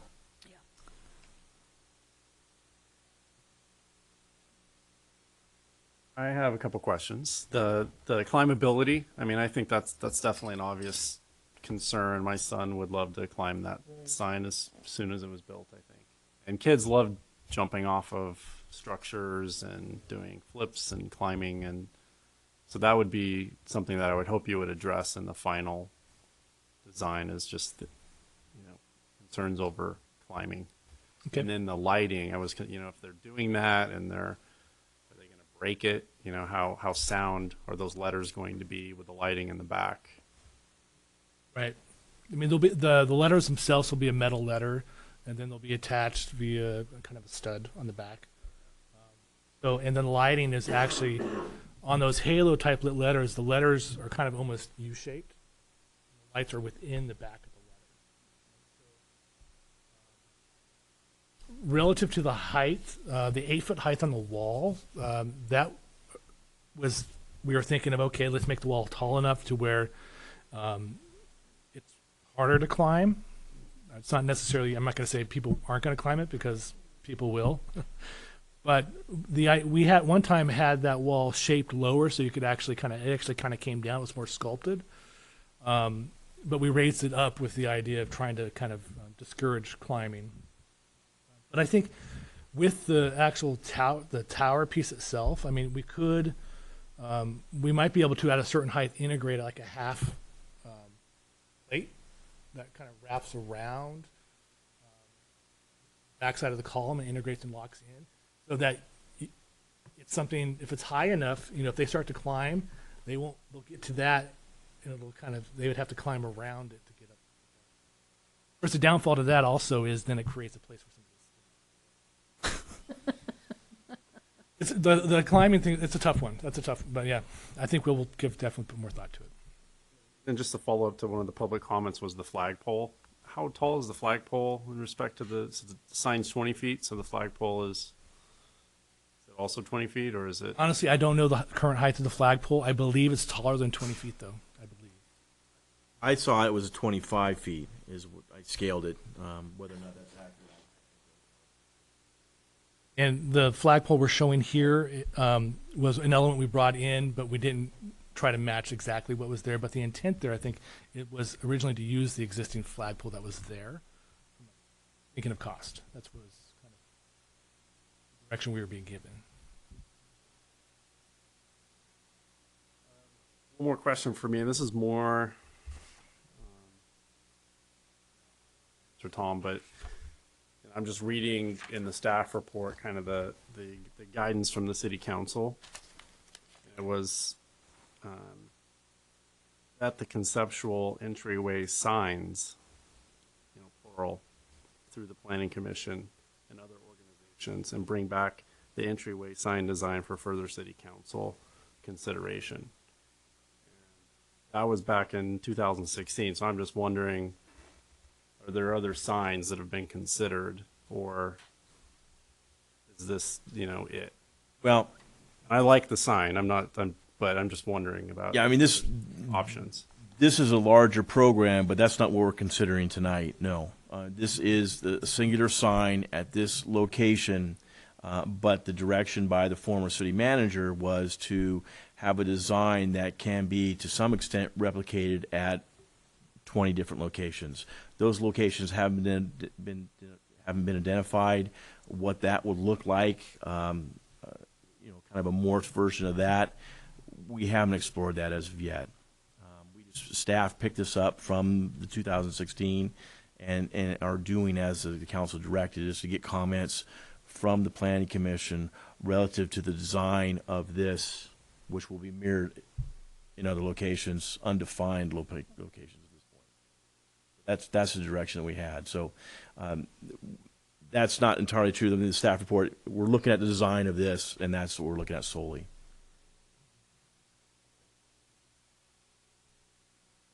I like the sign very much, and I would hate to lose the flagpole. It's an important symbol when you drive into our town. There was also a question about a plaque, and I do think that is something that we have considered, and we would welcome. It could be actually integrated into the stone on the adjacent to the bell, as part of setting when the mason actually makes the wall. So I love the idea of telling the story of the bell and telling.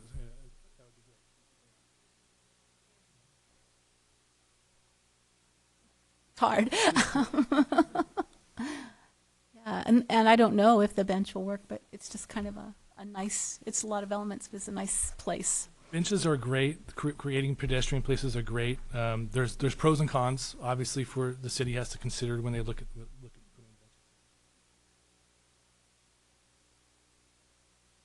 Is that the type of feedback we need to be bringing?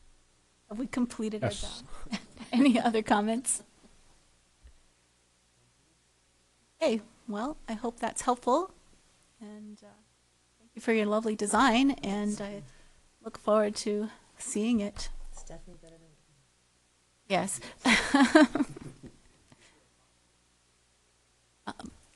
There is not a cost estimate currently. I Yes. So the city has a budget for this item that we're using. Great. Yeah, maybe that can be something you can talk to Tom about after. I think that you could direct it to Tom after the meeting. Right. Because this is part, the public hearing has been The closed. public hearing was closed, and I told the audience that that was the end of public comment.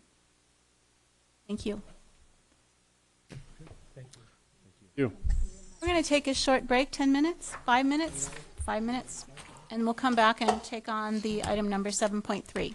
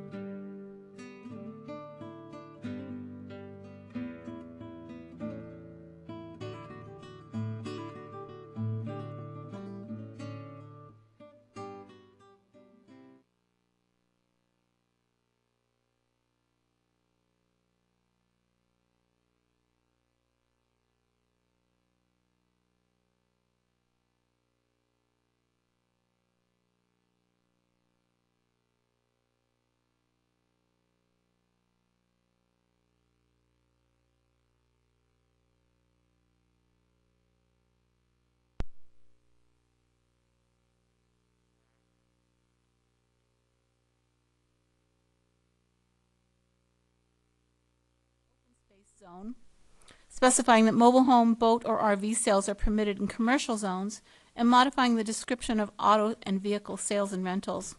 The development code was adopted in the City Council on April 11th, 2007, and has been amended since adoption. The development code applies to all lands within the city limits. The environmental determination is statutorily exempt. Mr. Last. Madam Chair, members of the commission. So again, this is development or planning application 17 PLN 35. The chair went through the details of those. I will go in some of the specifics on those. So this is a city council initiated amendment. So back in June and September of last year, the city council had a couple meetings to review and discuss items related to short-term rentals. And again, those were, as the chair indicated, these are renting of bedrooms or an actual entire house. It's really done through some of the online, it's following some of the online marketing strategies that are used, that are becoming prevalent all over America now. And so at those two meetings, staff presented information to City Council on what other jurisdictions are doing as it pertains to managing and allowing these type of uses in residential zones primarily. Also walked through the range of issues and impacts that it could or may or may not have on neighborhoods. So the council went through all those items back last year. At the meeting on October 10th, the council provided direction to staff on 10 items that we had. Basically, at the September meeting, they gave us direction to start moving forward and potentially pursuing an ordinance to regulate short-term rentals. So at the October meeting, we had several questions we needed answered from the council to give us direction on guidance on how we should frame so that was given to the staff, and at that meeting they gave us a direction and directed us to move forward with an actual code amendment. Eventually back to the council. During those meetings, all three of those meetings, there were comments received from the public. There were some concerns were raised with some of the existing operations, in addition to there was support for these types of uses as providing secondary income for people. At those previous council meetings. So what I'm going to go through now is just walk through some of the main sections of what we're proposing to the council. So the bed and breakfast inns, which are the first section in the packet to you. The reason we're currently, these are allowed in several non-residential zones. So we do allow bed and breakfasts in our community right now, but they're in non-residential zones. Commercial zones are mixed-use zones. We have them throughout the town. The proposed changes we're showing here in section 17-44040 are, the purpose of that is to create consistency with if we do adopt short-term rental regulations, and make sure that we're treating those equally, as far as not making sure bed and breakfasts aren't treated any differently than concern raised by some of the existing businesses. I'll go through the second part of this slide here a little bit later, but we do have the document I provided to you today, in addition to members of the public, shows that there are some changes here that we're proposing to the ordinance based on the city attorney review. Most of them are pretty minor. They're just clarifying things. I'll walk through those, though. I'll walk through each one of those changes. So as it pertains to new short-term rentals, what we're proposing before the commission, based on the direction given, two main types of short-term rentals. One are called what we're calling hosted short-term rentals. Those are basically no more than 2 bedrooms can be rented in a house. I'll go through some of the distinguishing characteristics of the two types of rentals we're looking at. So the one is there's no more than 2 bedrooms can be rented in a home. 30 days, consecutive days maximum is the limit in order to be considered a transient use. For other types of lodging facilities are all related back to this 30 days. Also, the owner or manager must live in the house in this type of a situation. Vacation rental homes, these are where the entire home can be rented. This is, again, 30-day limit, maximum number of days that can be stayed, consecutive days. The owner or manager must live within 30 miles of the home rather than on the premise or, within proximity. This is what the number that was thrown out as a starting point. And then we do point out in this one, in addition to what's shown in the bed and breakfast inn, that if 5 or more rooms or 5 or more guests exist within the home, they must meet, that unit must meet current ADA requirements, fire and building codes. It's a whole different, once you start going above those numbers, you throw it into more of a commercial type of use, and there's additional regulations. If you have, we talked about this, if you have 5, then that triggers. Yep, 5 or more. Those are what the building codes are based on. And again, as it pertains, so each one of these 2 sections, or these 2 proposed sections or types of rentals, as you notice in the code, we have operating standards for those that pertain to obtaining a business license. They must pay transit occupancy tax. Those are all the same.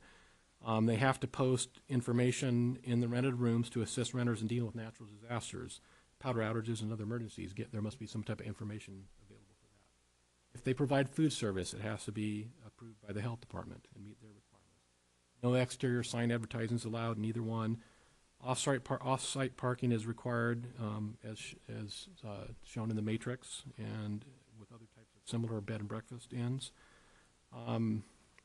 Renters shall comply with the noise regulations of the city municipal code, and the rental is supposed to operate without unduly interfering with residential. Those are the same standards in both of those. And as far as the miscellaneous changes, primarily in Table 214 and is a list in our zoning code which identifies permitted uses in different zoning districts. So right now, what we're proposing is to include in a list of additional uses in the open space zone. And the purpose of that is to really actually reflect some of the existing activities in our parks. So all of our zoning in the city for the parks are all zoned to open space. And it doesn't identify some of the uses that are actually occurring in there, which we are showing as being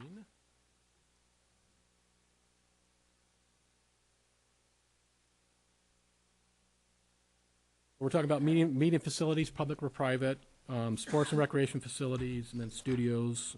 Those types of uses we believe those are appropriate to be in our parks and are in some of our parks. Those type of uses and operations. So we're wanting to clarify that and identify that as being Table 210, that is being proposed to add mobile homes, boat, and RV sales as requiring a use permit in the C2 zone, and they would be considered a permitted use in the C3, M1, and M2 zones. The purpose of that is to address an oversight. Those uses are not listed in the zones. They're described in our zoning code in the glossary. They fall under that general range of similar types of uses, auto sales. So we believe this is we need to add this in our code because it's not listed specifically. Then finally, in the glossary, we're recommending to delete the second paragraph as it pertains to auto and vehicle sales and rentals. There's a very big description. If you read the text, it's very confusing. There's a redundant and confusing text. So we just believe we need to eliminate that. So it's more of a cleanup from staff's perspective to add that. So what I'll do now is go through some of the proposed changes based on the city attorney's comments. And so starting on the sheet I gave you and the members of the public, if you look at what I've done is highlighted in yellow. I've kind of highlighted the areas that have changed. So when I refer to a number, that's what that's referring to. So under bed and breakfast, we're asking for text clarification to standards 1, which is a new section. All that's repeating is it's just legal language saying what the process people have to go through. If it's an existing dwelling, you obtain a minor use permit pursuant to another code reference. Section 1772-060 refers to the process for number 4. All we're doing is proposing changing the word rather than shall live, shall occupy and reside in the bed and breakfast. And just again, clarification, not just some minor legal suggestions. And finally, on number 6, it's just a clarification on the capacity for rooms, and it's more of a note to people that if they want 5 or more rooms, they need to go through the process. There's stricter regulations, and that reminds me, we do have to change language. So it's consistent with the others, so it would say 5 or more rather than more than 5. We'll fix that so it's consistent with the other section. That deals with the bed and breakfast changes. There's three minor changes to that. Then as you go on to 1744-205, which is dealing with short-term rentals, number A, which is the purpose. That again is just clarifying the purpose of what the short-term rental is providing. Talks about the purpose and the process, minor changes to that. Or on the next page, again, is just saying that the manager or owner shall occupy and reside rather than live. Minor word change there. 5, a similar one. The owner or manager shall post up-to-date information. So we're making sure it's up-to-date and current information. Wording to that of that previously. Then as you get to C1, another clarifying. This applies only to vacation rental homes, so it's just, again, introduction to a vacation rental home. There is a section here that's highlighted in yellow that we'll get to that a little bit. We want to get some in terms of potential limiting the number of city if they were to be approved. Number C3 is similar, just owner and manager shall be subject to transient occupancy tax. Again, just text rewording. Number 4 is just some, again, minor editing proposed by the city manager or city attorney. 5, similar thing, owner shall propose up-to-date information. And then you get to number 8, C8 is dealing, clarifying the limit. Building and fire codes kick in. And probably the biggest area of change is Section D, and that is, those are primarily legal changes to strengthen the violation and section, the violation process, and also clarify the enforcement process. Originally, as was presented to the commission last week, there was it was based on another massage ordinance that had some regulations, and after the city attorney reviewed that, they wanted to tighten that up a little bit for this type of use. The overall intent of this section is to make sure there was a more an expedited and quicker review process if there were violations to ensure compliance. Basically, if somebody has violated the terms of the short-term, a very quick process where staff can act on that, hold an appeal hearing, and actually start imposing fines quicker than we would under normal circumstances. So we want to make sure we get quick action. And all of this is based on concerns from that we heard in the previous 3 meetings with the city council from members of the public having concerns about regulation is it going to cost, and how much, if people are violating this, how much time is it going to absorb from staff to try to address it? That's why we tried to create a more definitive and quicker process. So the city attorney had some, wanted to massage the wording a little bit to clean that up. The changes to Section D do that. And then in the matrix, again, we're just adding, if you look on that, on page 1 of the table there, the first 4 items are pretty much everything on that page. There's just a cross-reference to, look at all of our tables, if there's a section that applies to a specific type of use, there's a cross-reference to that. That's what this is doing, is we're just going to add that reference 17.44.04 table. It's a pretty simple change. It's consistent with how we address other types of uses when there's another section that regulates those actions. And then under the glossary on the next page, adding the definition for city manager, because the city manager or designee would be involved in the code enforcement process of these types of uses. And then finally, under glossary, there's a definition of short-term rentals. That'll be in the glossary and say C, lodging.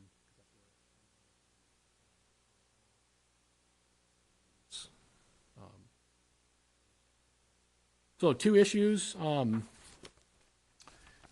guess the main issue is on section C.1, which I mentioned previously. When we went through the city council hearing, there was, at the last meeting in October, there was a discussion of trying to limit the number of vacation rental homes, meaning the whole house. It wasn't really a concern with somebody renting 1 or 2 bedrooms, just as long as they complied. But when you rent the whole house, the council had some concerns also of, hey, we should put a limit. So staff conducted some research online. We went to the VRBO sites, and we identified about 50 to 60 rental homes that are in our city limits right now, approximately. Now that's not 100%. You know, we don't know how accurate that is. 100%. We'd have to do a lot more diving into that, and that was the based on the research we did. We assumed, we had a number of city limits. We know there's a lot more outside. So we'd like to get some feedback from the commission on that. If this were to move, you know, if the commission what happened is we know these businesses are there now. So how, you know, if this process goes through and the council adopts an ordinance, we're going to have to do a lot of research and contact these businesses that are existing now and let them know the regulations and make sure they comply and take an effort to implement this. But yeah. And that, if we did that, they wouldn't be automatically grandfathered in. No. They'd have to go through the process and be part of the limit. Nobody's grandfathered in because use is not allowed now. So technically, if again, all these uses for the let me explain it. For the vacation rental homes, and then the actual rental of units, the two definitions for the hosted rented units, those would apply to residential zones now. Currently, we don't allow rental of residential zones. We know they occur, but they're not permitted today. So nothing is grandfathered in. So people that are conducting businesses out of their homes and like this are technically in violation of the city zoning ordinance. Is there an outright prohibition right now? Yeah, we don't allow them in residential zones. So we have a law that says there shall not be any. We have what's called a permissive zoning ordinance. So if the use is not listed as being allowed, then it's not allowed. Not And allowed. so we Okay. don't allow, we allow lodging and bed and breakfast, and, you know, these types of uses that we're talking about are businesses to a certain extent, and we allow them in non-residential zones now. So people conducting them in a residential R1 zone, technically in violation of the city zoning ordinance today. That's just not enforced currently. It's enforced if we get a complaint. Yes. We've had a couple complaints, and we've done some follow-up action. That, you know, we are working on an ordinance, but until that gets adopted, they can't conduct that business. Also, in your packet, there was a very large amount of material provided from Michael Wilkie that it was provided to you.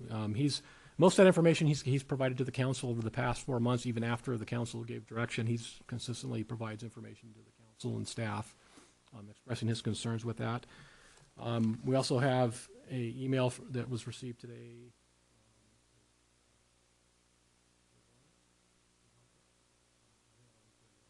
Sorry for not mispronouncing your name. And then Susan Rogers also provided some information.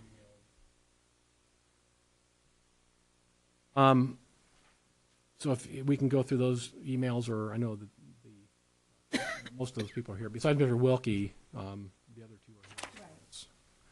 So with that, staff is recommending the Planning Commission recommend the City Council they adopt the findings on page 3 of the staff report, and also which would also be recommending that council adopt an ordinance. Happy to answer questions. Questions for Tom before we open public hearing? I have a question. I'm not quite sure how to phrase this yet. If we were to be opposed to just one section of this, can we be opposed to one section of it?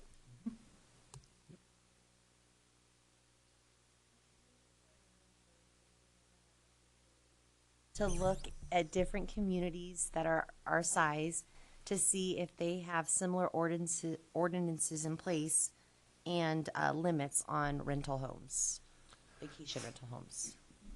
Yeah, we did quite a bit of research when we went to the council in the previous 3 meetings, and we provided them with, we tried to select communities that are about our size in the foothills, and we provided a table that had the different jurisdictions and how they regulate different aspects of, you know, kind of those 10 questions we asked the council and some of the other questions.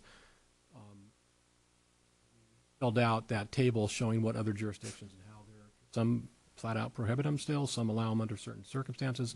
They're kind of all over. A lot of agencies are still struggling with how to deal with these. They're, especially bigger cities where they're, where you have high tourism, it's a very big issue, and jurisdictions are all over the place in terms of how they regulate them, or some still don't want them, and some, the whole balance of,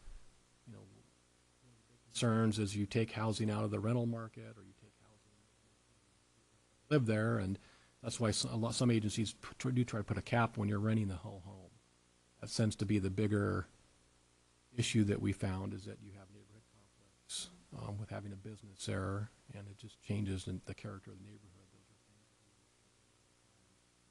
Some jurisdictions. But 50 to 60 wasn't glaring on any side of the spectrum. We didn't look at that aspect of it. Okay. We don't. There are cities like in Lake Tahoe area, some of the smaller towns there, they have. That's most of it is, and they still have concerns in how they regulate it and monitor it. But we didn't see a cap. We didn't really ask that question. That's something we'd have to go do. It was based on, at the last meeting, members suggested having that be in the ordinance, so we have a cap, and it could be based on what we have now, and maybe increasing that slightly. But Tom, when you said that there had been issues that people had to deal with, what types of issues have come up? What we based on the research we've conducted, just changing the character sometimes of just having, have permanent residence in a single-family residential neighborhood, which you traditionally find. Converting housing that is sometimes is used for rental stock, because when people use residential for long-term rental, they can make more money converting it to an Airbnb. They can make a lot more money in the long run. There, so renters that was a concern that some jurisdictions face, and that we've seen in California, that maybe taking units that would typically be rented on a long-term basis now out of production or out of access to people, therefore crunching or hurting the housing market to a certain extent. Sometimes parking, but most jurisdictions have regulations on parking, noise. They have provisions in place. So answered your question fully. I don't think I said made myself clear in my question. I believe you said that we discovered that some of this rental housing was happening because you'd be called out to the house, someone would be called out for some kind of nuisance. So what type of nuisance have we been encountering? The city itself, we've only had a couple of complaints about these types of business, or these types of type of rental units occurring. And most of it has to do with parking, or just the issue of having that there, and people are questioning why are they allowed to do that, and we tell them, well, they're not currently, so then they fill out a complaint form. There's been, sometimes with noise, just traffic pattern changes a little bit. Those have been seen in other jurisdictions, and a couple complaints we've have received have been based on parking and just the character of the neighborhood changing.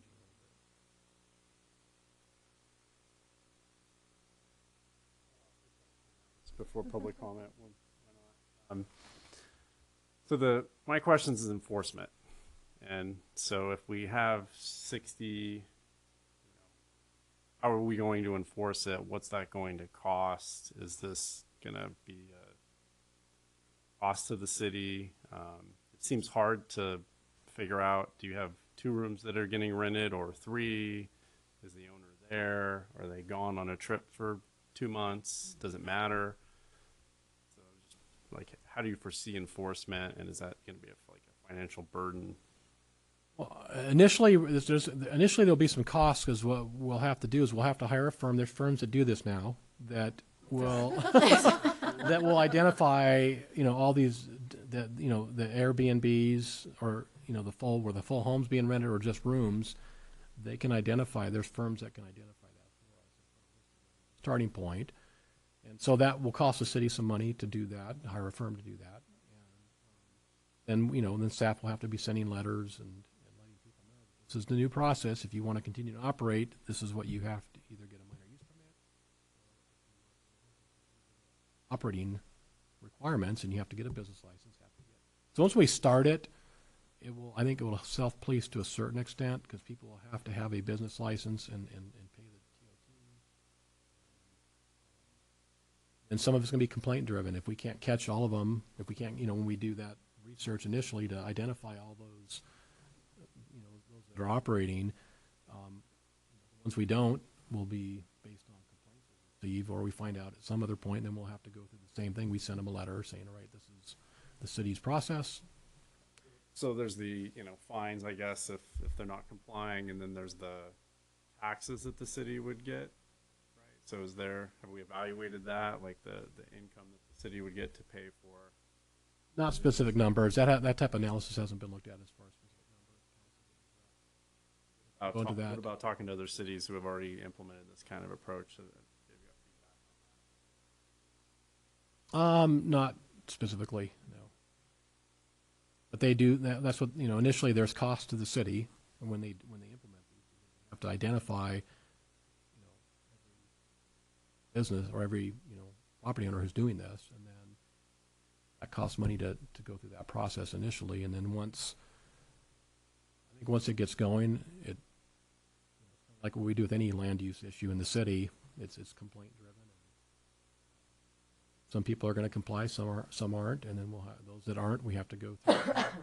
That's why we try to. That was one of the reasons that I was mostly concerned with is the enforcement of this, is swift action that we can take and get people to the table. That if they don't, then you're either going to lose your permit, you're going to get it revoked, or you potentially can face fines in a very rapid manner. Whereas today, that process could take 2 or 3 months to get there. This. We're talking a couple weeks potentially. We can get to that point of, all right, you comply on this date, or you are subject to losing your permit and being subject to daily fines. Here's the appeal process. It's a very quick appeal process. So that was kind of the goal of tracking of the taxes. How would we do that? Like how would we keep track of how many rentals and it's through business licenses. We identify which businesses are operating a bed and breakfast or any lodging has to pay a transit occupancy tax, and that's all based on them submitting a business license. And then they have to submit, I think, quarterly records? So monthly, we have records that they keep logs of who they rent to, and then they pay that, the percentage based on who they're renting to. Now.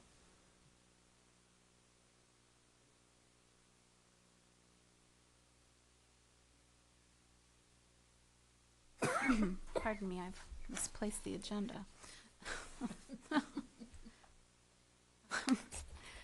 I'm going to open the public hearing for the amendments to the City Development Code to address short-term rentals, uses in the open space zone district, mobile home, RV, and boat sales, and definition change for auto and vehicle sales and rentals. The public hearing, you will have 5 minutes in which to make your comments. When you come forward, please state your name and the location where you live. Please, I'll repeat again that the public hearing is open for you to make your comments. Once it is closed, there are no more comments from the public. I'm sorry, but we have to keep the meeting orderly. So, I welcome you to the podium.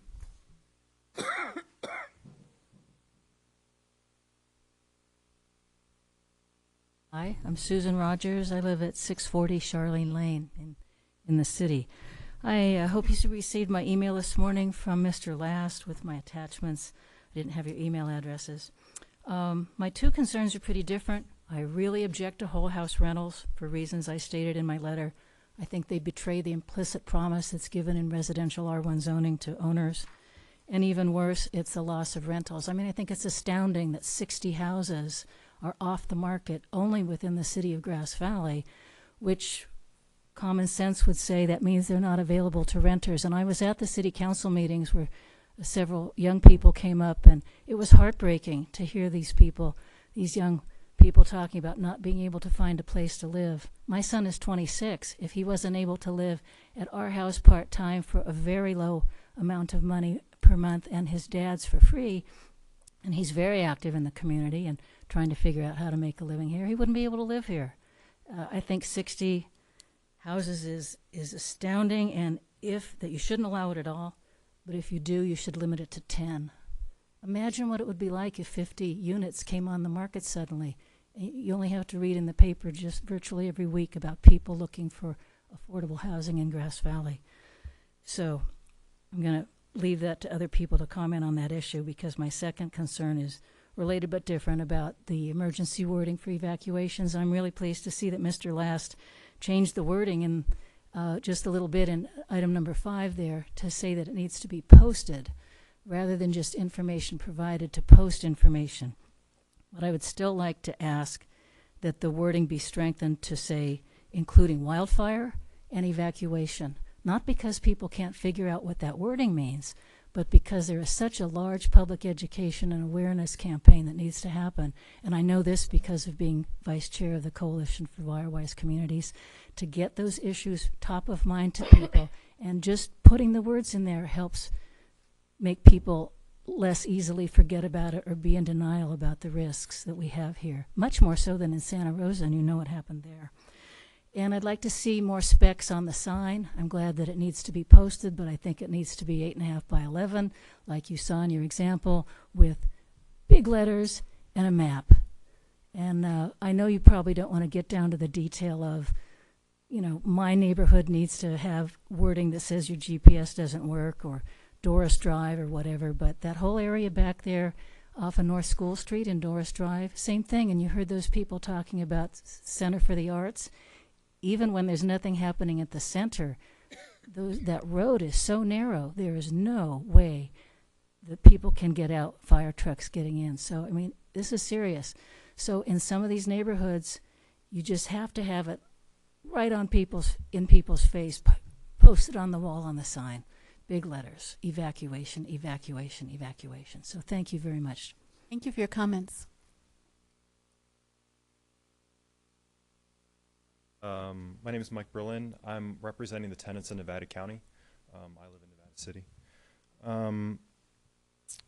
I'm really thankful that everyone's having this conversation. It's a really important one.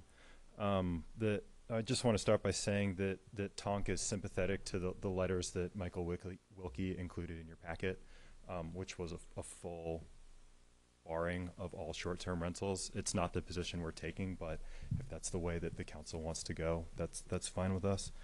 I just want to start by saying that in the packet in section C, it's noted that these new regulations fit with the city's general plan. And I went over the general plan really closely and looked for anything that sort of might encourage this kind of activity. And what I found in the general plan are providing additional housing, different types of housing, assistance of clean up contaminated sites, improving opportunities for mixed-use housing, maintaining and improving the local environment. The general plan goes to great lengths to talk about the need for affordable housing in the city, and also the difficulties that current residents face in trying to find affordable housing. So keeping that in mind as we're looking at these vacation rentals, Tonk doesn't necessarily take a position against what are called short-term rental units. A couple of rooms in somebody's house is not necessarily our business, and a hard battle to fight when private property is a thing that exists. When we get into the whole house rentals, the vacation rental homes, you see you're really looking at two definite outcomes at the least. The best case scenario is that you're increasing property values, thereby making it more difficult for anyone for a first-time buyer to get an affordable house, or for somebody on the rental market, just because prices are going up. And at worst, you're actively taking rental units or first-time homes directly off the market immediately. So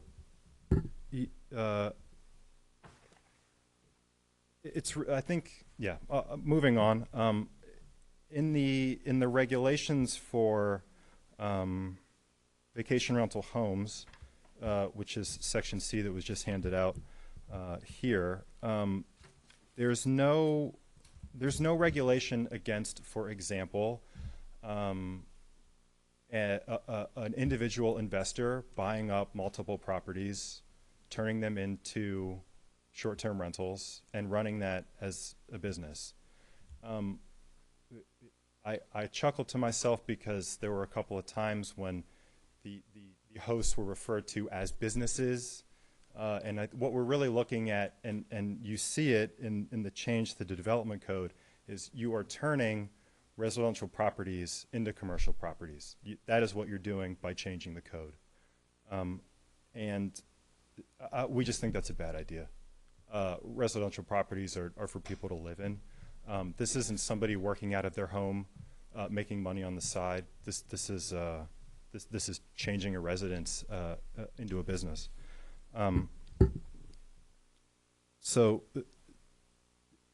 Yeah, and there's nothing in there to stop somebody from doing this on multiple homes, and that's really, really egregious. First of all, so to sort of sum up, the general plan and what's been presented here really just don't add up. On the one hand, the general plan wants to increase affordable housing and the ease of people to get into first-time homes for first-time home buyers. And on the other hand, you're raising property values through the commercialization of residential property, and in some cases directly taking those units off of the market. The council clearly recognizes that there's a conflict in this. That's why they've asked you to come up with a number of how many of these houses should be allowed. It's the position of TONC that the number of vacation rental homes allowed should be 0.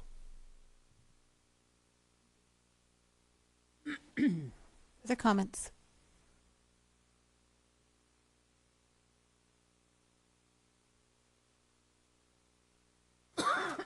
Welcome. Yeah, my name is Branislav Jovanovic, Mr. Last, and number one, I want to comment on the letter what city council members, and I don't know, did you receive and yes, send that's clearly violation of several United States and California laws, and putting us in position to be easy target of any kind of. I can understand that mentally defect person can do this, but that city put public records and plates and things like this on the without any kind of court aloneness is absolutely unacceptable. But I expect from the city writing a report on that, and I don't want to comment on this now. What I want to say, and 6:22 p.m. it was in Grass Valley 129 active places on Airbnb. I also represent the host of Grass Valley, and we absolutely have means and knowledge to monitor how many units are on it's not big magic, and we don't need to pay $1,000 to find out addresses, and it's easy to monitor number of people who rent in our community. My first question for our planning commission, they say that they will go allow conversion of existing dwelling in bed and breakfast. Do they think that residential units in R1, for example, can be converted in bed and breakfast because that's commercial usage of any property? Second one is my problem with the wording in, for example, for short-term rentals, what is hosted rentals. Number 10 is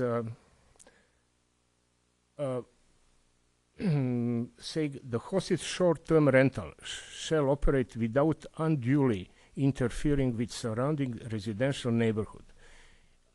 That's the major sentence what will policing, the people who rent. With me, spending, hours and hours understanding what this sentence means at all, this is unduly is completely undescribable. It will offer, people like Michael Willeke, possibility to harass, their neighbors, with what is unduly for some person is not unduly for another person, The major story, what I see as a problem for violation is parking. Parking is regulated already in the city. Noise level is also regulated in the city. And my next big question is about these 2 pages of way how city is gonna police and go after violations. This is amazing, that's, there are more wording here than in ordinance, that's, it looks like that our city manager is going to turn in the judge and director of public economic development is going to be prosecutor, and I don't know, it's look like we are going in policing state, instead of having business licensing and usage of normal usage, because in wording on short-term rentals, we have host and we have guests. We don't have rentals, Guests are like your guests, like family comes in my home, They use this room, what will be also offered to the short-term rentals. They have same duty, to respect, our household like anybody else, It's mean, we don't receive criminals or things like this, because it's very strict way how we select people who will use your home. One more thing, I know I'm going over the time, but I think it's very essential. This platform exists now 10 years. In 10 years in Grass Valley, with about 120 units every day active, we had 2 complaints. I heard one, from my neighbor, Mr. Willeke, and I would love to hear what is the second one. That's meaning 3,650 days, we have 2 complaints. And I don't know why it's so big panic about changing of neighborhoods, do this, do that, I think it's absolutely not necessary, especially not making, all this in 10 days notices. Also, another thing, if somebody is not at home, short-term rental has another name, it's called co-host. We don't use manager as it's co-host is the same, I'm sorry. Thank you. I'm sorry. Thank you.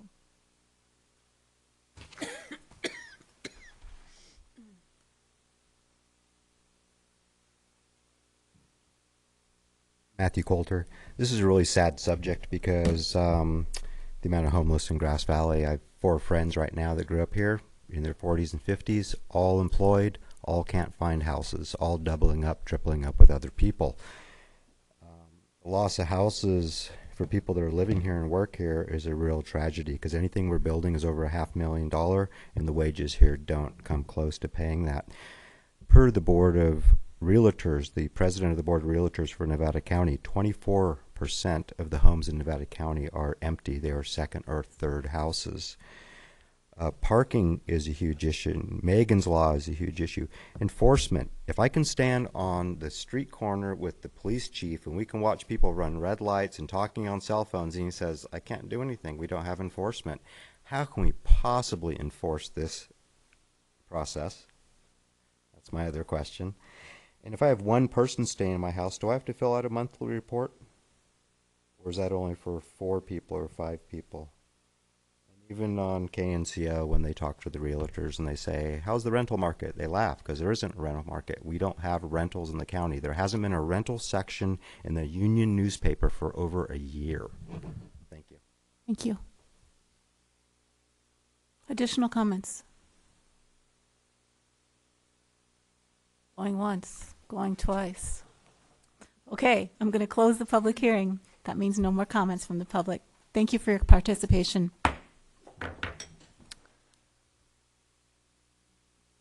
Okay, commissioners, your comments, questions, discussion. A lot to talk about. Save this for like. I know. Yeah. I thought that too. I think my comment would be, I feel like I'm being really rushed for this information, that we haven't really been able to give it time to research and to look at other counties, other cities. Off the top of my head, I don't mind the short-term rentals, but I'm having really mixed feelings that are bad about vacation rental homes. I just don't feel, as if I move into a neighborhood, I buy a home here, and it's got CC&Rs, and it's, you know, I buy a home that I think I've got like people in my neighborhood. All at once it becomes a business of people renting the homes around me. I would be pretty upset. I just feel I'm being rushed to make a judgment on vacation rental homes, and I'm not ready to be there. I'll agree with you on that. I think I thought differently until I started hearing public comment. I mean, I've heard at the city council, and this was before them a couple of times. Like, we haven't had a meeting in all these months, and now we have this one, and it's a big one, and it definitely will determine how some things are done in our city for years to come. I am a renter, and I do not rent out. Obviously, I'm a long-term renter.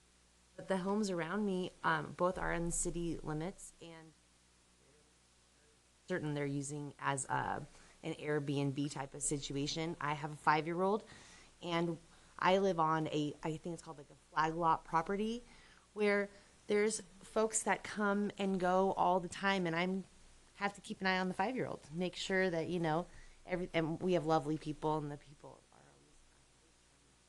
So there's like benefits to it. You get to meet new people, but then there's some drawbacks because you don't have that sense of community. And that is definitely, I think, one of the greatest things about living in the city of Grass Valley. Yeah. So I would, I definitely agree with you. I would love to have more opportunity to even do my own research and to look into how many, you know, rentals are available through an Airbnb site in like communities. I want to see that. And I know that we have a huge housing crisis in Nevada County, not just the city of Grass Valley, but Nevada County as a whole. And how are we speaking to future generations? How are we encouraging young people to come here if we primarily decide that we are just going to be a tourist community? Because that's not why I moved here 12 years ago. I moved here so we raised a family, and this kind of speaks away from that. So I prefer, like Commissioner Coots, I would love a little bit more time on this, and I don't know if that's something that comments right now, and then we'll try to synthesize. I would agree with the more time. Like I think I would like a little bit more time, but I think I read in the Union this week that there was going to be a motion with the planning commission to sign, and that. But you know, really, this is a bigger issue, and it's a big issue that's going to affect a lot of people. I'm surprised that we don't have more public comment. 60 or more people. I can guarantee the people that are around me do not know about this because it's not a legal use, so they're just doing it. You know. Right, and so that's a concern. Is just, you know, do we really have public comment? I have concerns over enforcement. I think I'd like to hear more on. I actually think we're going to be able to enforce this and collect taxes and pay for the consultant, and then is that really needed if we've had one complaint or 2 complaints over the last 5 years? It's, you know, why are we doing this right now? I know the city council asked us to do this, and then we're all, you know, doing that. Yeah, so I think the timing and if that's possible, I mean, we can get some of those questions answered and maybe more public comment. I think I am supportive in general of the idea of hosted, what do we call that? Hosted short-term rental units. I am very uncomfortable with vacation rental homes. I think the nature of your neighborhood, it relies on predictability of what you know of the neighbors around you when your home is vacant, and other people are coming in and out that you can't predict. It provides a sort of upset, and really, you guys, I can't give you a good word what that means. It's just the way your neighborhood feels. I also felt it was very short term. I spent 3 days working on this on my own, trying to investigate about the issues, and I have a very short time right now before people fall asleep or I lose them to get through a lot of issues. And I know that for me, if we are going to adopt an issue like this tonight, I have multiple modifications that I would like to suggest. So, those parameters, Mr. Last.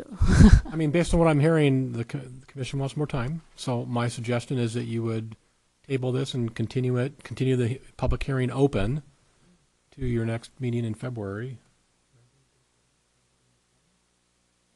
Council, we can do that in the council. No, yeah, the commission can have Until as we many finish meetings as it? they need for this. Okay. Unless, yeah, I mean, you have to make a recommendation to the council. You have to be comfortable with that recommendation.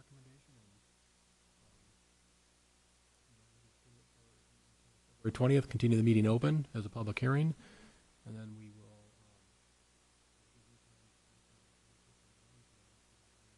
have to look into, see what we can do on that, and then Should we be giving you the information we want from you tonight, or can we think of it along the way?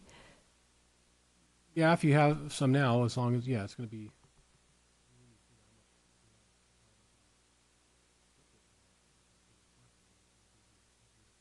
Here before we know it, and we have about 3 weeks. Right, and collect information for the. I mean, there was some issues brought up tonight, and I read about them in my research, but I'm not sure how to bring them forward to even discuss them. Like, for instance, the idea that one property owner might own multiple properties in the city, or the question there was about if we limited the number of vacation rental homes. I'm sitting there thinking, would that be by lottery?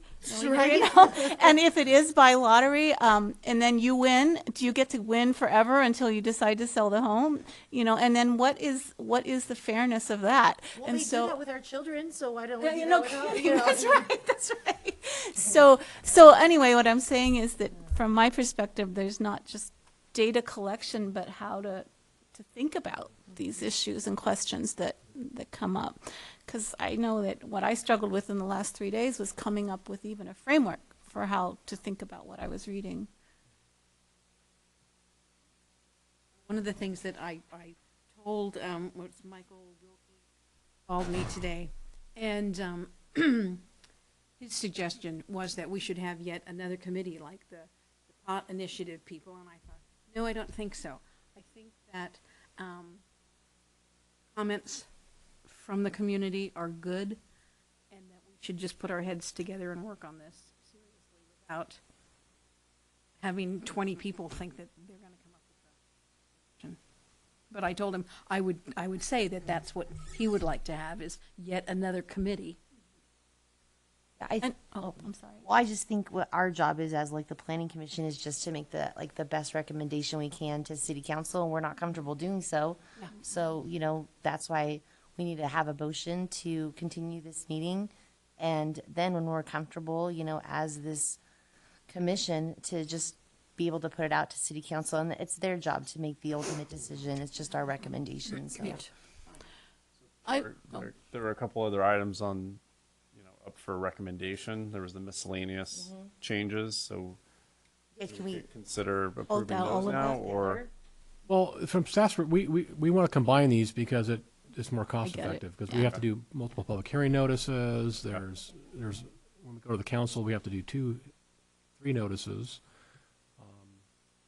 So it's more cost effective for staff to keep them all together. That's what when staff initiates code amendments, we're always trying to put as many of them together as we can. Save on costs and time and effort. Yes. Can I make one more comment? Sure, you can do whatever you want. I don't know, maybe you also have ideas about how to deal with this, but I think this issue is very confusing for people who are looking at it, because we're using words like hosted short-term rental, vacation home short-term rental, et cetera. And I don't know how we might, if we could clear up those terms, or if we should do something in our better of our promotion, but they are very different things, what we're talking about. There's 2 main categories. categories. 2 main That's how categories it's in the structured, B&Bs. so. And I know when I first read, I was trying to discern what even according to the wording was the difference between a B&B and what we were suggesting. So I think it's really important for people to understand that there are multiple categories, and I just don't know. Part of our job to help the community understand what the different issues. Saying that, my piece, I will hear a motion. I'd like to make a motion that we continue item number 7.3, application number 17 PLN-35 to our Tuesday, February 20th meeting. Public hearing, continue the public hearing also. Public hearing, please. I will Do I second get the to- motion. Thank you.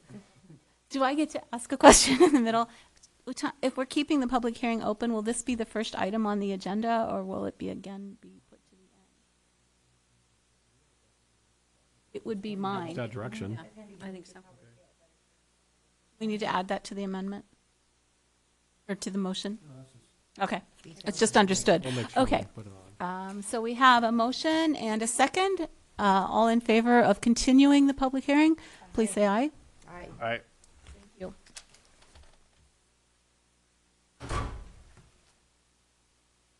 We will move on to other sections of the agenda. I appreciate the folks who stayed this evening to listen to this issue, and I hope you understand the need for continued research and study.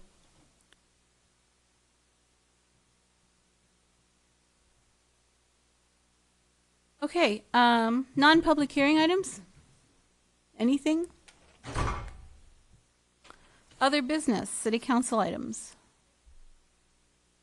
We just had it. Yeah. We need a I think 4-month there's update. Nothing specific, really. I mean, from your end. Last council agenda was pretty light. There had a lot of things on it.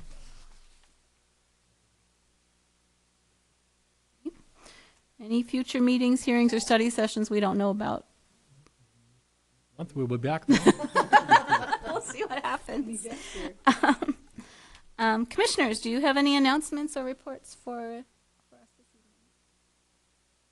You know, I've been attending the review committee meetings, and we talked about the Center for the Arts Project. And the only other thing that was really coming up was some signage for the property over on East Main. In another one of the halo light things. That's the property that was divided in two, was split.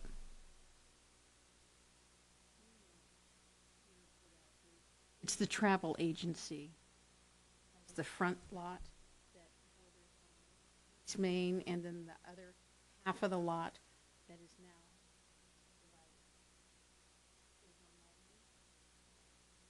divided. So we've been kicking that one around for a while. Parking issues yet again. Just some little stuff. But we haven't really had much. Else? Anything good to tell? Hearing no other business, I'd like a motion to adjourn. I'll make that motion. I'll second that. And I'll say yay. Thank you, everyone, for coming. Job, Dawn.